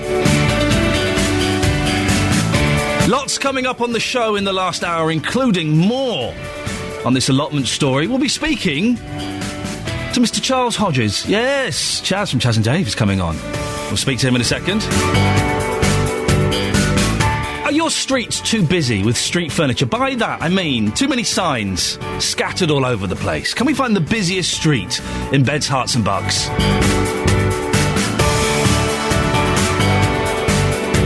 And whatever else takes your fancy. You can get in touch by going to the Facebook page, facebook.com/BBC3CR. You can send us a text, 81333, starting your text 3CR, or we've got, look, 2 lines free now. Why don't you give us a call? 08459 455 555. BBC Three Counties Radio. Now, campaigners fear there soon won't be any allotments left in Hertfordshire after increasing amounts of land are sold to developers. In Watford, there's now an ongoing battle to save Farm Terrace. Developers want the plot in order to expand the General Hospital and build 600 new homes. A final decision is yet to be made by the Secretary of State. Well, Chaz Hodges, from Chaz and Dave, has his own plot in Aston near Stevenage. He's even written a book called Chaz and His Rock and Roll Allotment. Morning, Chaz. Good morning, Ian. How you doing, fella? You all right? I'm all right. Didn't get bed too late. I'm away recording a new album out in Bristol. Oh, you're doing a new album? Yeah, I've woken up specially for you. May God bless you for that. Listen, I've read your Rock and Roll Allotment book. Yeah. It's a cracking read. Well, thank you very much for that. I enjoyed writing it. What do you get out of allotments, Chaz? Why are they so important? It is so good all round. It's the exercise you get is fantastic, and the food that you get from it is fantastic. And in the job that I do, it works.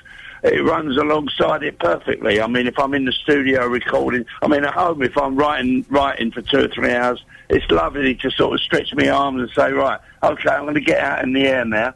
It is perfect for thinking, for clearing the cobwebs. There's nothing like it. But, Chaz, you do know that you can buy vegetables in supermarkets these days? Yes, I do. And when you buy them, once you've grown your own, and then you go in to buy them, they look very, very nice. Nice and green behind the plastic polythene, and they do look very nice. But they don't taste. They've lost their taste. You're right. It's true. I've got a friend who's got an allotment, and it does taste a whole lot different. Why do you think allotments are important for the community, Chaz? Well, because I mean, the allotment that I've got now is a village allotment. It was one of the locals who let out some of his land, which I'm very lucky to acquire a piece of. And it's a community thing. I mean, we all got together around Christmas for a drink and a talk about our potatoes and our cabbages and our lettuces. It's a great social thing, and it's just so healthy all round. It's fantastic. If you've never tried it, once you try it, you won't go back to buying vegetables in the supermarket. What is so rock and roll about your allotment, Chaz? Sorry, say that again? What is so rock and roll about your allotment? I've done it my own way. The book that I've written, this is how I do it. There's certain things that I don't grow because they take too much looking after. I've been growing my own stuff for over 40 years now, so I've got quite a bit of experience. And the way I grow it, it still gives any young bloke that wants to take it up, it still gets time to go down the pub and have a pint. What's number one on the Hodges table from your allotment then? What's the thing that the missus, everyone looks forward to when it comes home? The number one thing that I grow is onions. Oy. Always grow onions because you can't grow enough. Spring onions, you can take them when they're young. You can let them mature and they'll store, hang them up in the garage or the shed, and they'll store for the winter. So, number one thing to grow is onions. Chaz, have you got any letters after your name, like an MBE or an OBE or anything? No, it's about time, isn't it? What? Listen, Bradley Wiggins, right, the mod cyclist who's won a couple of races, has been knighted. When are we going to get Sir Chaz and Sir Dave? What's going on there? Well, people have got to get voting for us, and mind you, I don't really know what you get out of it.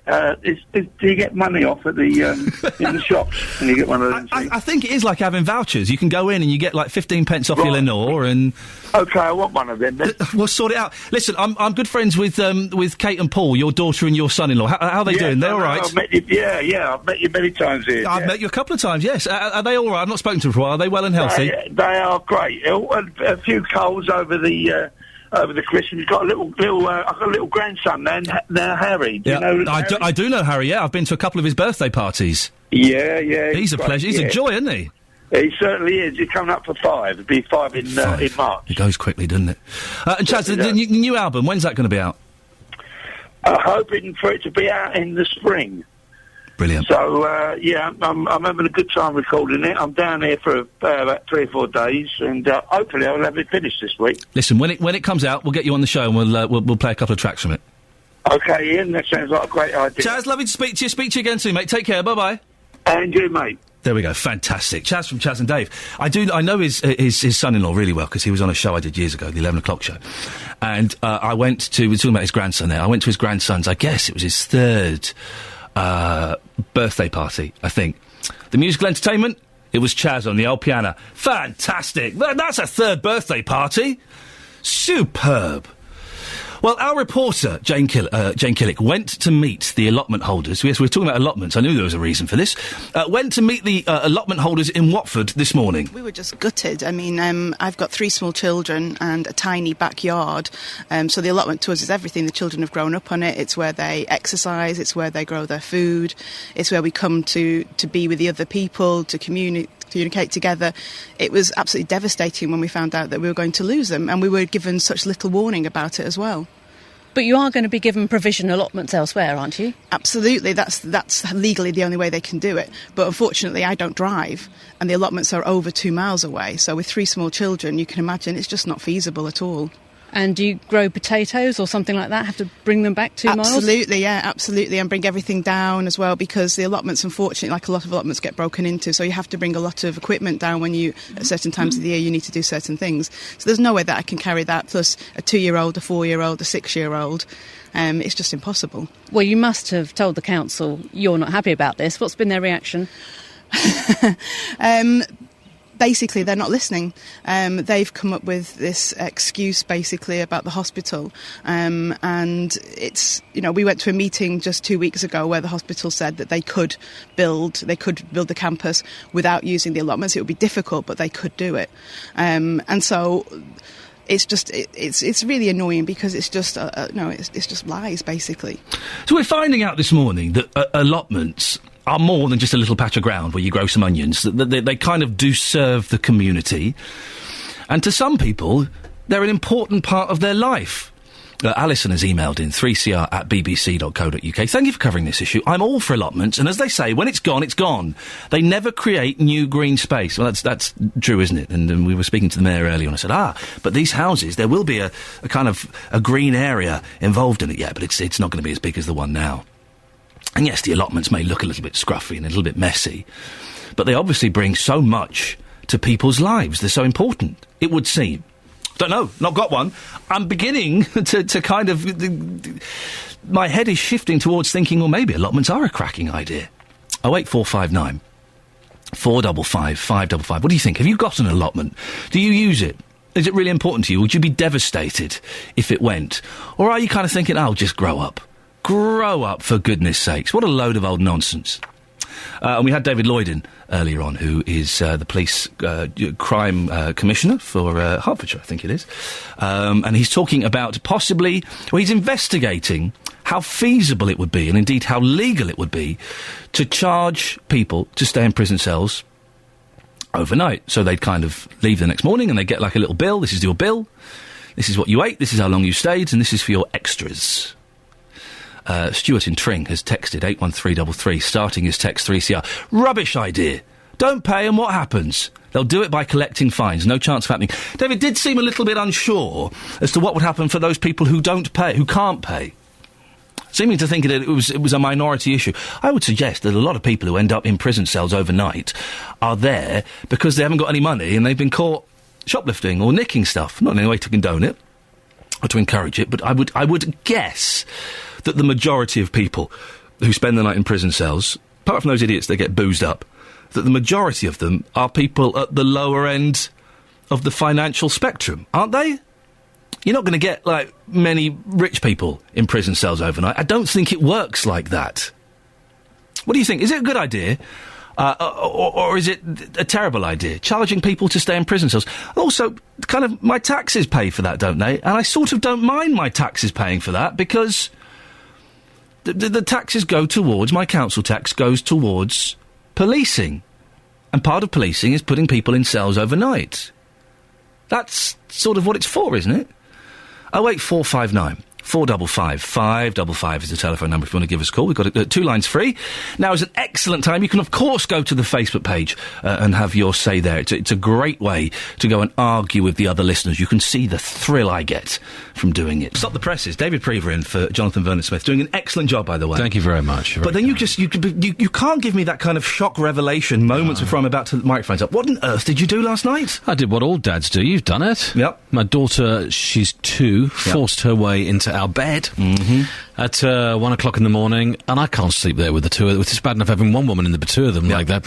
So I slept on the floor on a mattress. Wow. In her room, in my daughter's room. You not done that yet? I've not done that. Your boy's room? I tell you what I've done. I have slept in my boy's room, but he's got a bed that's really tiny. And you've slept in his bed? And I've slept You're cramped. 8 foot tall. Yeah. But also, because the romantic image of having kids sleep in your bed is, you all snuggle up three in a row and it's lovely. No, you don't. Not at all. They sleep horizontal. And they kick you in the face? Kick you in the face. Yes, it's no. I've been pushed out of bed. No, because one of the plus sides of me getting up at 4 o'clock in the morning means I sleep in the spare room. I sleep in the old loft. spare room card. The old spare room card. So my wife gets the kids climbing into bed and all of that nonsense. And Daddy's fast asleep. Fantastic. Daddy's got to get up in the morning. Daddy's got to get up in the morning. So Very Daddy good. goes to bed at 8, watches some telly up there, reads some books, bit of quiet time. Gets up nice without... Yeah, very good. What's on your show this morning? Should the winter fuel allowance be means tested? Most pensioners should lose this. I know you're talking a bit about this morning. They should lose the winter fuel allowance to pay for reform of the care funding system, according to a Liberal Democrat. It's around 300 quid, this. £300 for pensioners who can afford to spoil their grandchildren, take holidays 2 or 3 times a year, go to the bingo, the theatre and the cinema. Is he right? How important is that 300 quid? And if it was taken away tomorrow, what difference would it make to you? Would you be able to heat your home? We've done this before on the show, when this was kind of first touted. And loads of people phoned up and defended the fuel allowance. I said, well, what about Alan Sugar? Yes, exactly. Does he need... Well, it's his right. He just throws copies of his books on the fire to warm his house. Just burns those. You're on at 9 o'clock? Yes. Look forward to listening to it. Thank you very much, David Prever. If you want to start emailing him, yes, you can do. jvsshow@bbc.co.uk. jvsshow@bbc.co.uk. Put your phone number in, and the team will give you a call, and you could be on the show. It's an interesting one.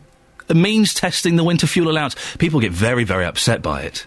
Very upset. My in-laws, they're quite well-to-do. They're not millionaires, but they're quite well-to-do. And I remember being my father-in-law saying, well, why should I get the winter fuel allowance? I don't need it. I'll take it, but I don't need it. Send an email to David now, jvsshow@bbc.co.uk. On FM, AM and online. BBC Three Counties Radio.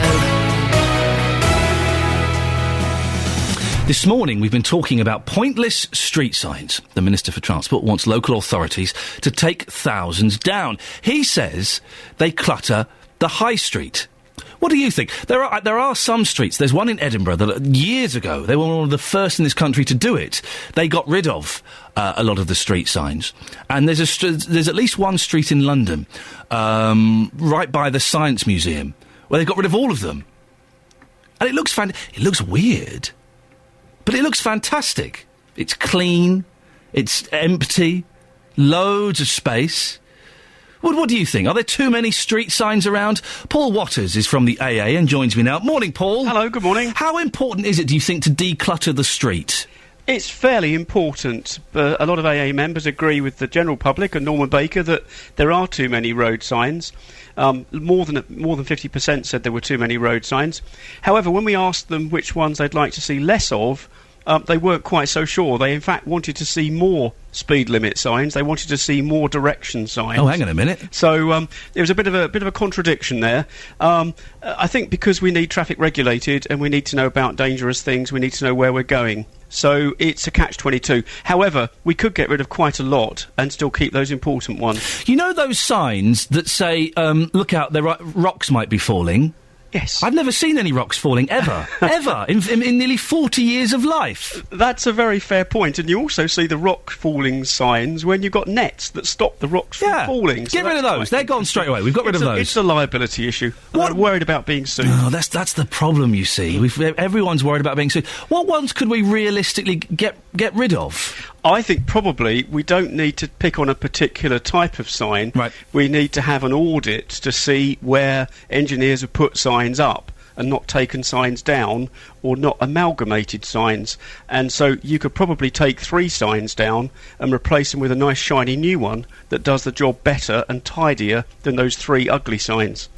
The thing is, Paul, you'll know this working for the AA, that a lot of drivers are idiots, aren't they? And they need to be told everything. They need to be told the speed, because they don't know what the speed limits are. They need to be told to keep left. They need all of that, don't they? You couldn't expect anyone from the AA to say that drivers are idiots. But, I thought I was going to get you. They certainly want information. But they also, well done. They also need to know that that the roads are safe. They need to know when there's a dangerous bend. But, yeah, you should know your signs, and you should know your speed limits, and you should know your road environment and what speed to drive at. So, you know, there is an element of skill and experience in this.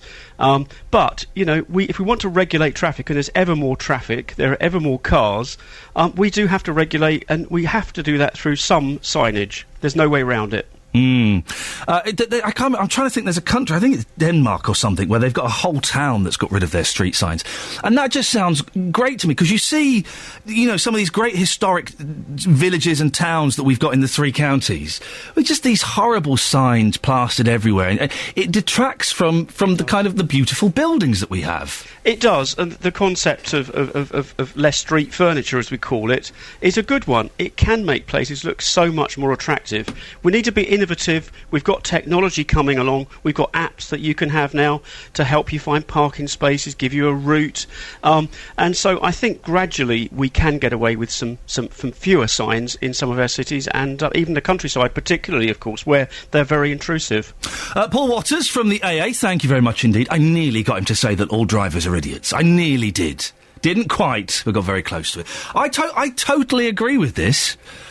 I think there are far too many street signs. If you don't know what the speed limit is, you shouldn't be driving. If you don't know that you're supposed to, in those yellow boxes, it's a right turn box, you can turn right. You can wait in a right turn box. Yeah, you can wait in it if you're turning right.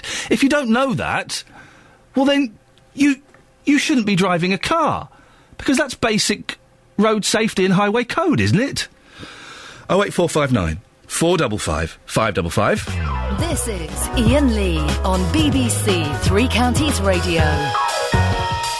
Now, earlier on we had David Lloyd, who is the Police and Crime Commissioner, in the studio. He's from the Police and Crime Commissioner for Hertfordshire, of course, and was suggesting that maybe we could start charging criminals who are in police cells overnight. That might be a way to recoup some of our losses.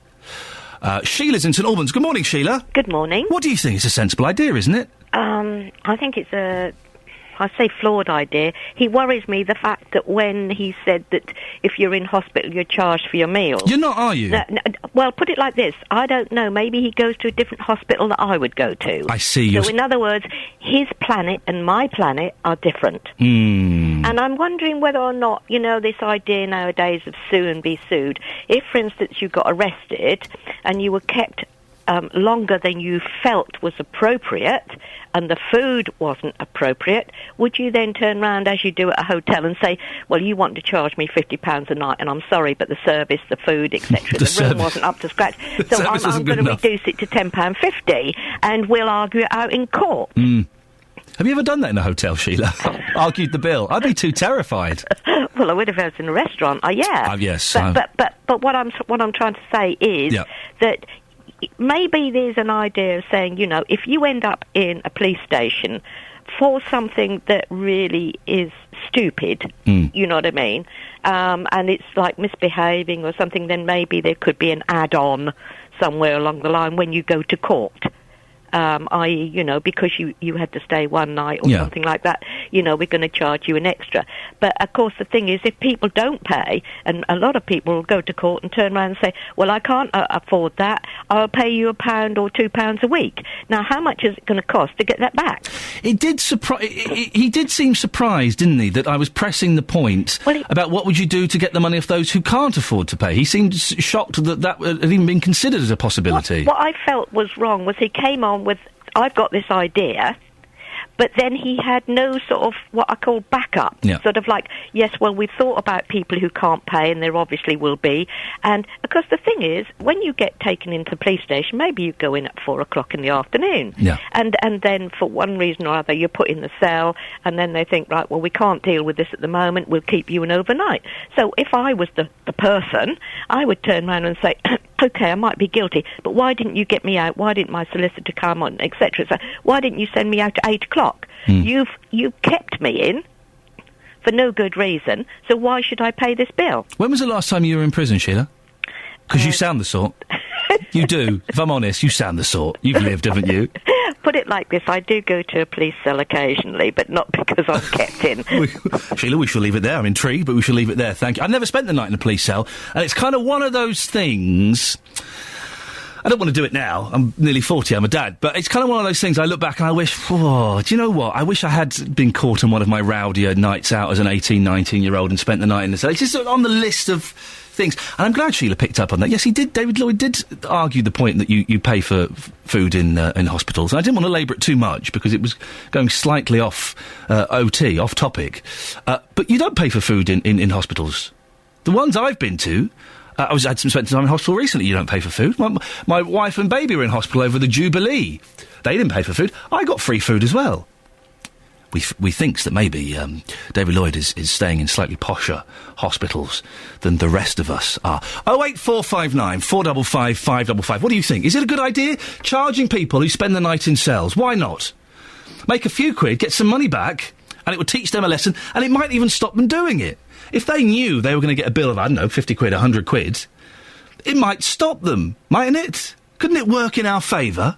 08459 455 555 81333. Start your text 3CR or go to facebook.com/BBC 3CR. And that's your latest news and sport. More from me at 9. That's it! Yay! You got it, and I tell you why you got it, because after his, that Cockney Barrow boy talking about some boring game, you had a little smile, and I could hear you smile.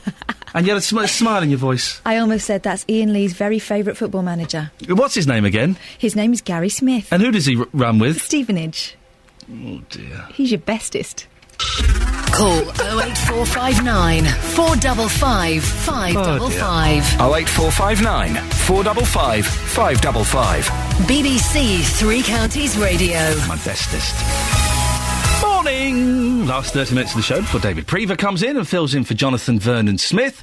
Lots coming up in the last 30 minutes of the show, including today is the most popular day for women to file for divorce. Yeah, I know. We'll be talking about that in a little bit. And more on allotments and anything else you want to give us a call on. 08459 455 555. 08459 455 555. We've been talking about these allotments in Watford. That it looks like there are plans to close them down and build 600, or build a lot of new houses and expand the hospital and do all kinds of things. The locals are furious. The mayor thinks it's a cracking idea. We can speak now to local councillor Jagtar Singh Dinser. Good morning, Jagtar. Good morning, Ian. What do you make of these plans to get rid of the allotments? I think they're ridiculous plans. I've lived in West Watford for the last 40 years, and it's the most overdeveloped area in the country. And they want to put more houses on the allotment. And we're all in favour of a new hospital. And what I want to make clear is that there's no problem of us putting the hospital, but to build on allotment is a ridiculous idea. So are you part of the Save the Allotment campaign? Yeah, it's in my ward, and I'm campaigning to save the allotments. As I said, it's a good way for people to exercise. Grandparents have been using that for years, and I went out there this morning before 6 o'clock, where Mayor Thornhill didn't turn up. Well, I have to just say in her defence, that was our fault, because we had technical problems, and someone took it upon themselves to tell her to stay at home. So that was our responsibility. Okay, that's acceptable. But she failed to turn up to the cabinet meeting as well, where I questioned why isn't she... No, sorry, not the cabinet meeting. That was a call-in committee meeting. That's a committee meeting where the opposition councillors can call in a decision, and you question the cabinet members who made the decision. Her husband, who's Ian Sharp, came as a portfolio holder for planning, and Keith Clark, who's portfolio holder. But I felt it was important for the mayor to be there. Jack, there are people who would say, though, look, this will create jobs, it will create homes. Come on, it's just a few allotments, really. No, it's not just few allotments, it's a major part of the area. It will create jobs. The hospitals can still be built. The chairperson for the hospital said that at the meeting. It's possible to build a hospital without using the allotments. 66 houses to go on the allotments is not going to create jobs. They can be put elsewhere in the town. What happens next in the campaign, Councillor? The next in the campaign, the people should write to the local MP and to the Secretary of State, because the Secretary of State can have the final say. And at the calling meeting, I asked the question, is there a plan B if the Secretary of State turns it down?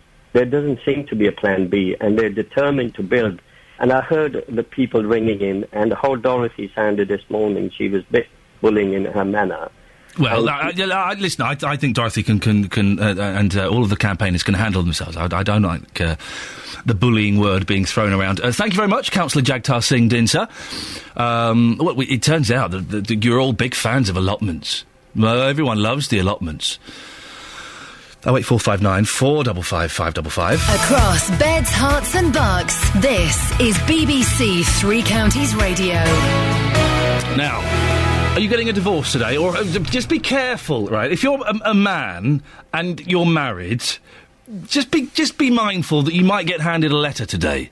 It's the most popular day for women to file for divorce, and it's been nicknamed Divorce Day, as according to this story in the Daily Mail. Today's the most popular day for women to file for divorce. The first time Martin knew his marriage was in trouble was when his wife of 18 years and the mother of his 2 children dropped a bombshell. She bluntly told me she didn't love me anymore, that she felt no connection to me, and wondered if she ever had. In that instant, Martin felt his wife, Katie, 48, was taking away his entire future. She said she was being stifled, though she couldn't explain why. If you've been given divorce papers today, give us a call, like you'd want to. Well, Mary Banham Hall is a family mediator and divorce solicitor based in Milton Keynes. Good morning, Mary. Good morning. What is it about today that makes it so popular for women to file for divorce? Well, I think disappointment over everything that's happened over the Christmas holiday, holding back and getting through Christmas, and the arrival of the credit card bills. Wow. Probably. All of those things. That's quite a lot. We do put a lot of expectations on Christmas, don't we? And it can be stressful at the best of times. And if there's kind of trouble in a relationship anyway, that can be magnified, can't it? Definitely, because people have huge expectations, and we have this great sort of idealised dream of what family Christmas should be like. And, of course, it often doesn't measure up. People get a bit drunk. They say and do things they shouldn't. A lot of the work, the hard physical work, probably falls to the women in the kitchen. And I think people are absolutely exhausted when it's all over, and irritable. And they think, new year, new start, I'm not going to be in this situation this time next year. Why is it the women who are filing for the divorce today? And men, there is an argument, and this is partly what this article in the Mail says, that men can be quite blind when it comes to realising how significant the problems are in the relationship. Yes. I think it's always been the case that more divorce is initiated by women in terms of petitions issued, but that doesn't necessarily mean that they are the ones that ended the marriage. It means they're the ones that actually issue the divorce petition. So take an example, for example, infidelity. You think perhaps infidelity may be a common cause for marital breakdown. Well, if that's the case, the only person who can bring the petition, or the most likely person to bring the petition, will be the person who has not committed adultery. And that, obviously, if a lot of the petitions, and I think quite a high number are brought on infidelity, it will be the women bringing the petitions. So it's counterintuitive. You think, well, women are ending the marriages. Yes, but... They're ending it legally, but they've been driven to it, possibly. They may be. I think that's part of this quite complicated jigsaw puzzle.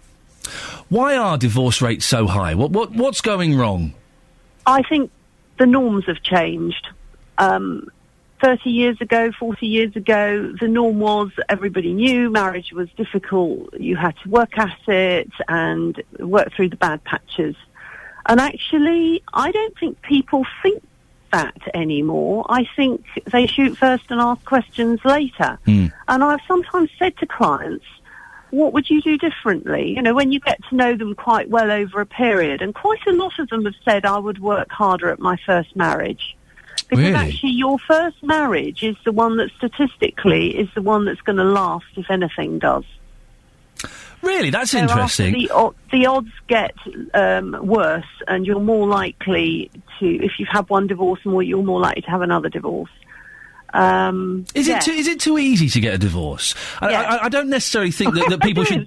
It is. I don't necessarily think that people should stay together for the kids, but it does seem quite easy to get a divorce these days, doesn't it? It is very easy, and I think the problem is that people have lost this idea that you have to work at marriage and that it is going to be difficult.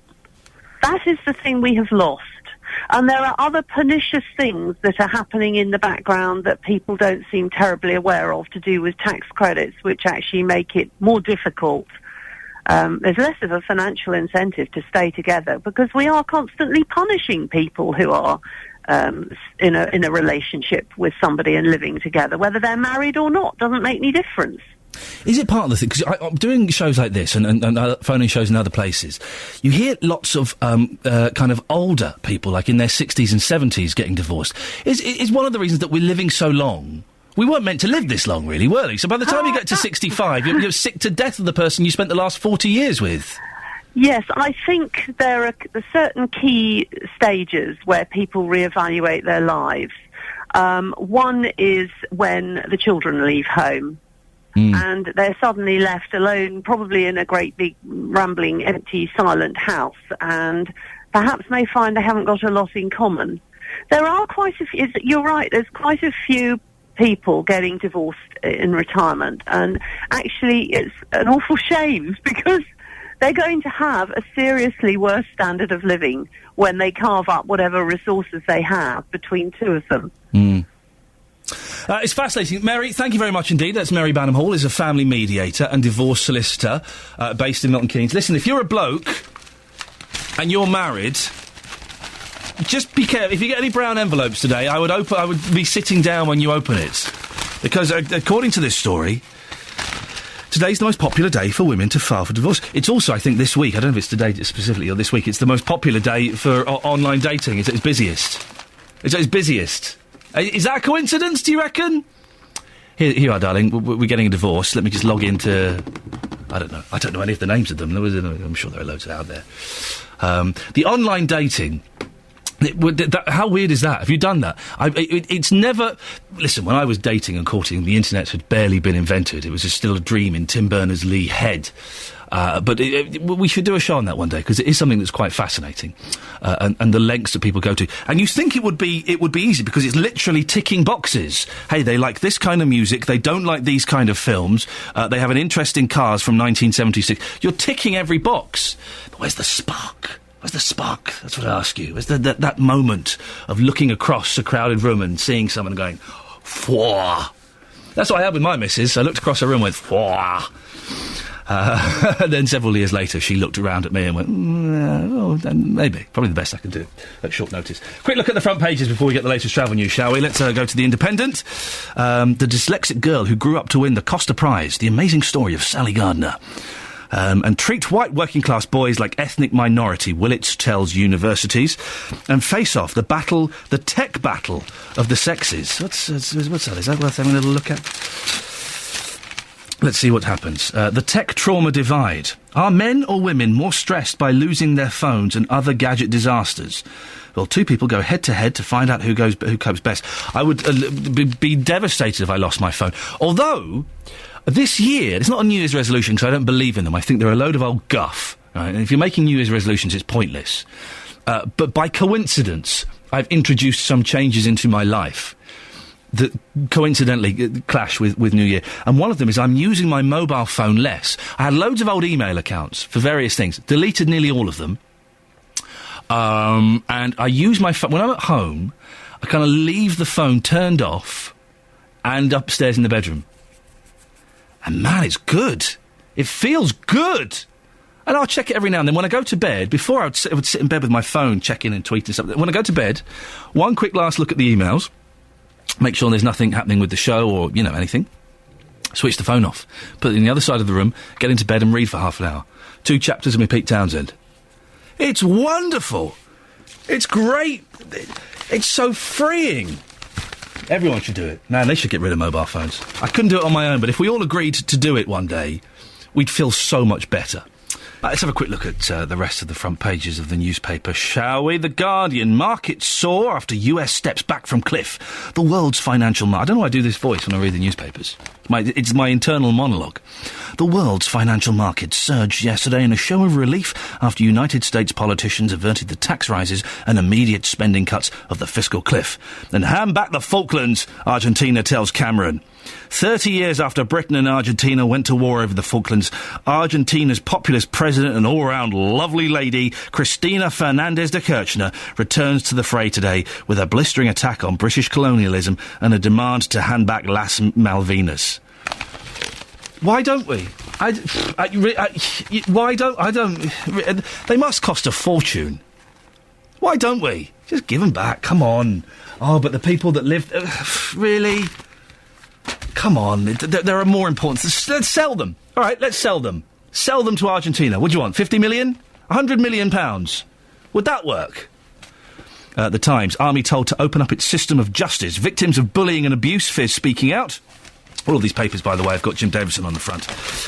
Tax chaos, says the Daily Telegraph, as child benefit cuts loom. And Bryony Gordon has written a piece. Is it just me, or is Miranda not funny? How can you not like Miranda? Oh, no. How can you not like her? Come on, she's good.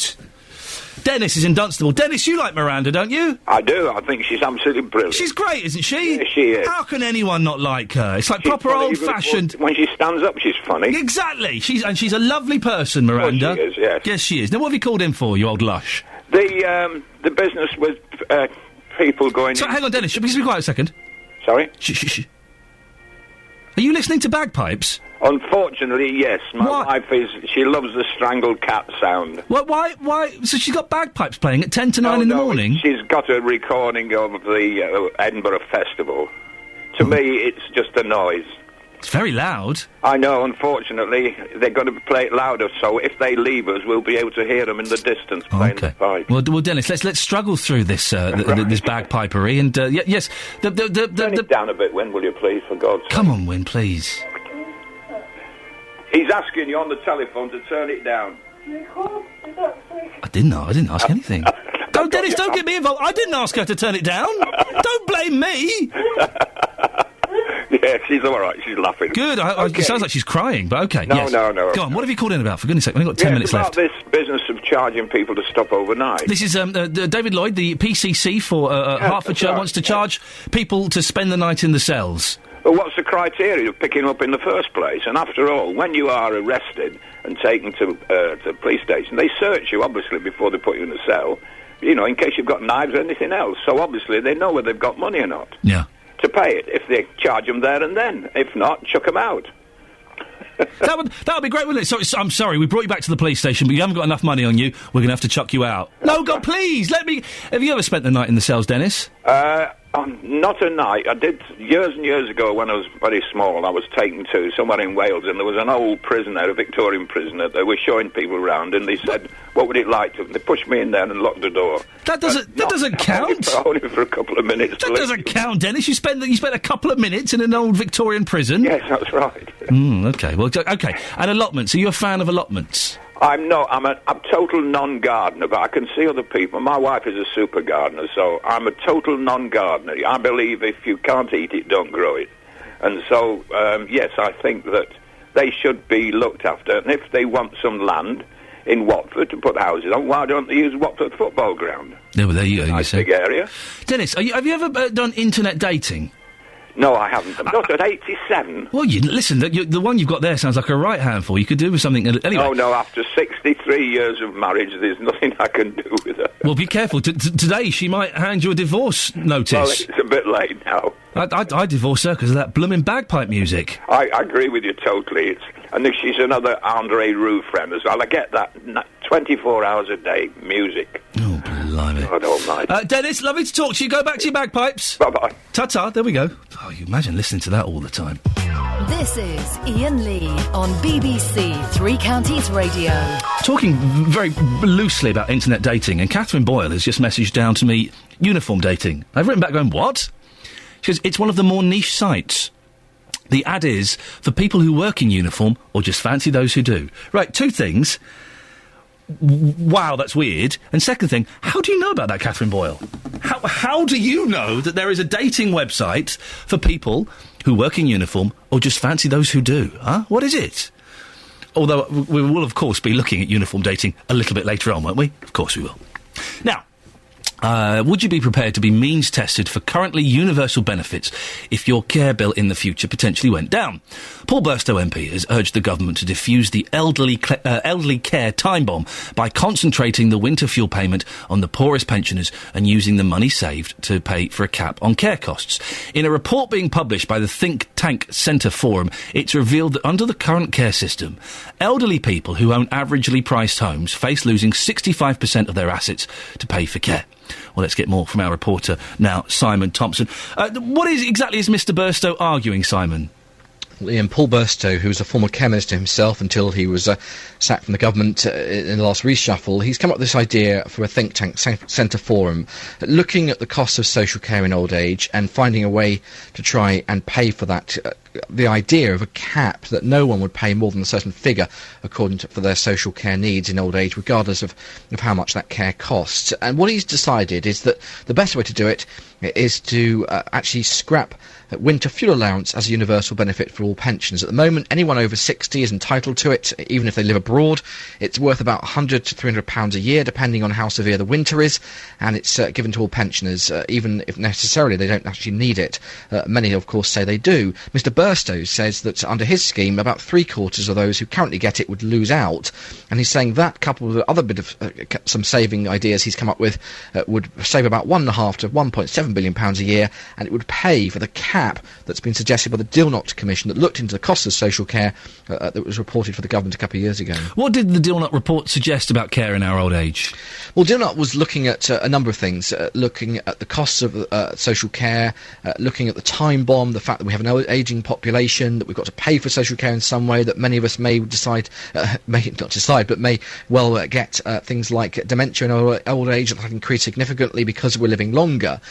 And certainly he says that at the moment the scheme is unfair, perceived to be unfair by many, because what happens is that if you have assets or savings of £23,000 a year or more, then you have to pay towards that cost of social care. Many have no alternative but to pay up front, and that means selling their home to do so, which makes them very angry that they've worked all their lives, paid off their mortgage, and then have to sell their home to pay for their social care. So Dilnot suggested a compromise. He said, look, people will have to pay, yes, towards the cost of their social care, but no one, regardless of how much care they need, will pay more than £35,000 full stop in their lifetime. And there would be loans against their house, so they could pay it off without selling the house at that time. Now, what the government then said was, thank you very much, a great report, but we can do nothing about this. We have no money.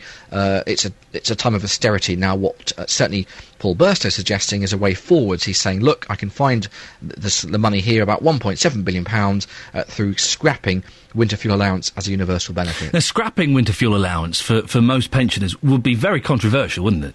It would indeed. Let's not forget, of course, that this benefit was introduced in the 1990s when there were many pictures on the news, or on radio stories. We heard about pensioners sitting in their own home just with one bar on the fire, unable to heat the rest of the room, let alone any other room in the house, because they're worried about the costs of their fuel bill. Those worries haven't gone away, of course. The fuel bills are on the rise year upon year. Fuel companies have increased the cost significantly again this winter, and the winter fuel allowance has gone up as a result. So it's now anything between £100 and £300 a year, depending on how severe the winter is. Others, though, suggest, no, in this day and age we can do without universal benefits.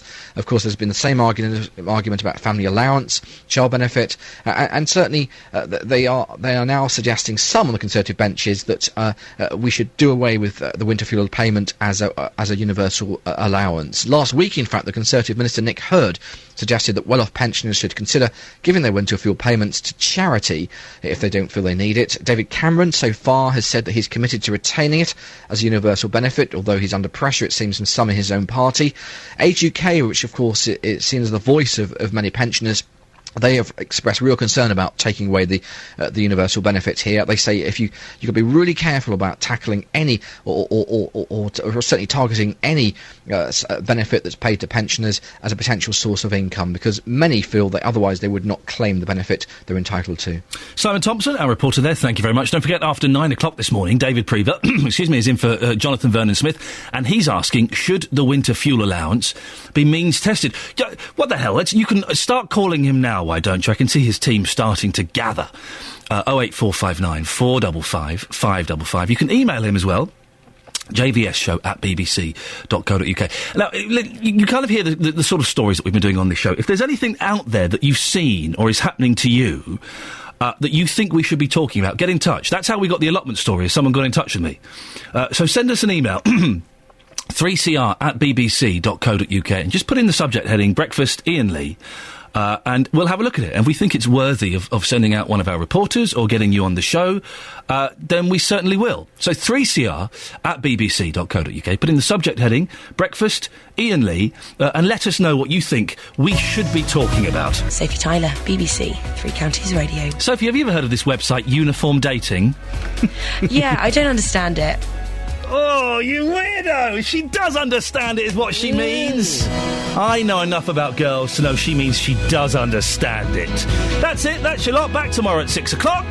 Stick around, David Prever's up next. Until tomorrow, ta-ta.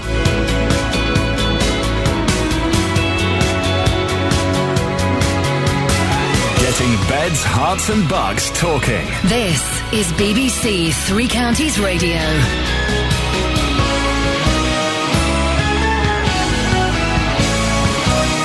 Thank you, Iain and the team. Uniform dating. Yeah, I'll be checking that out later.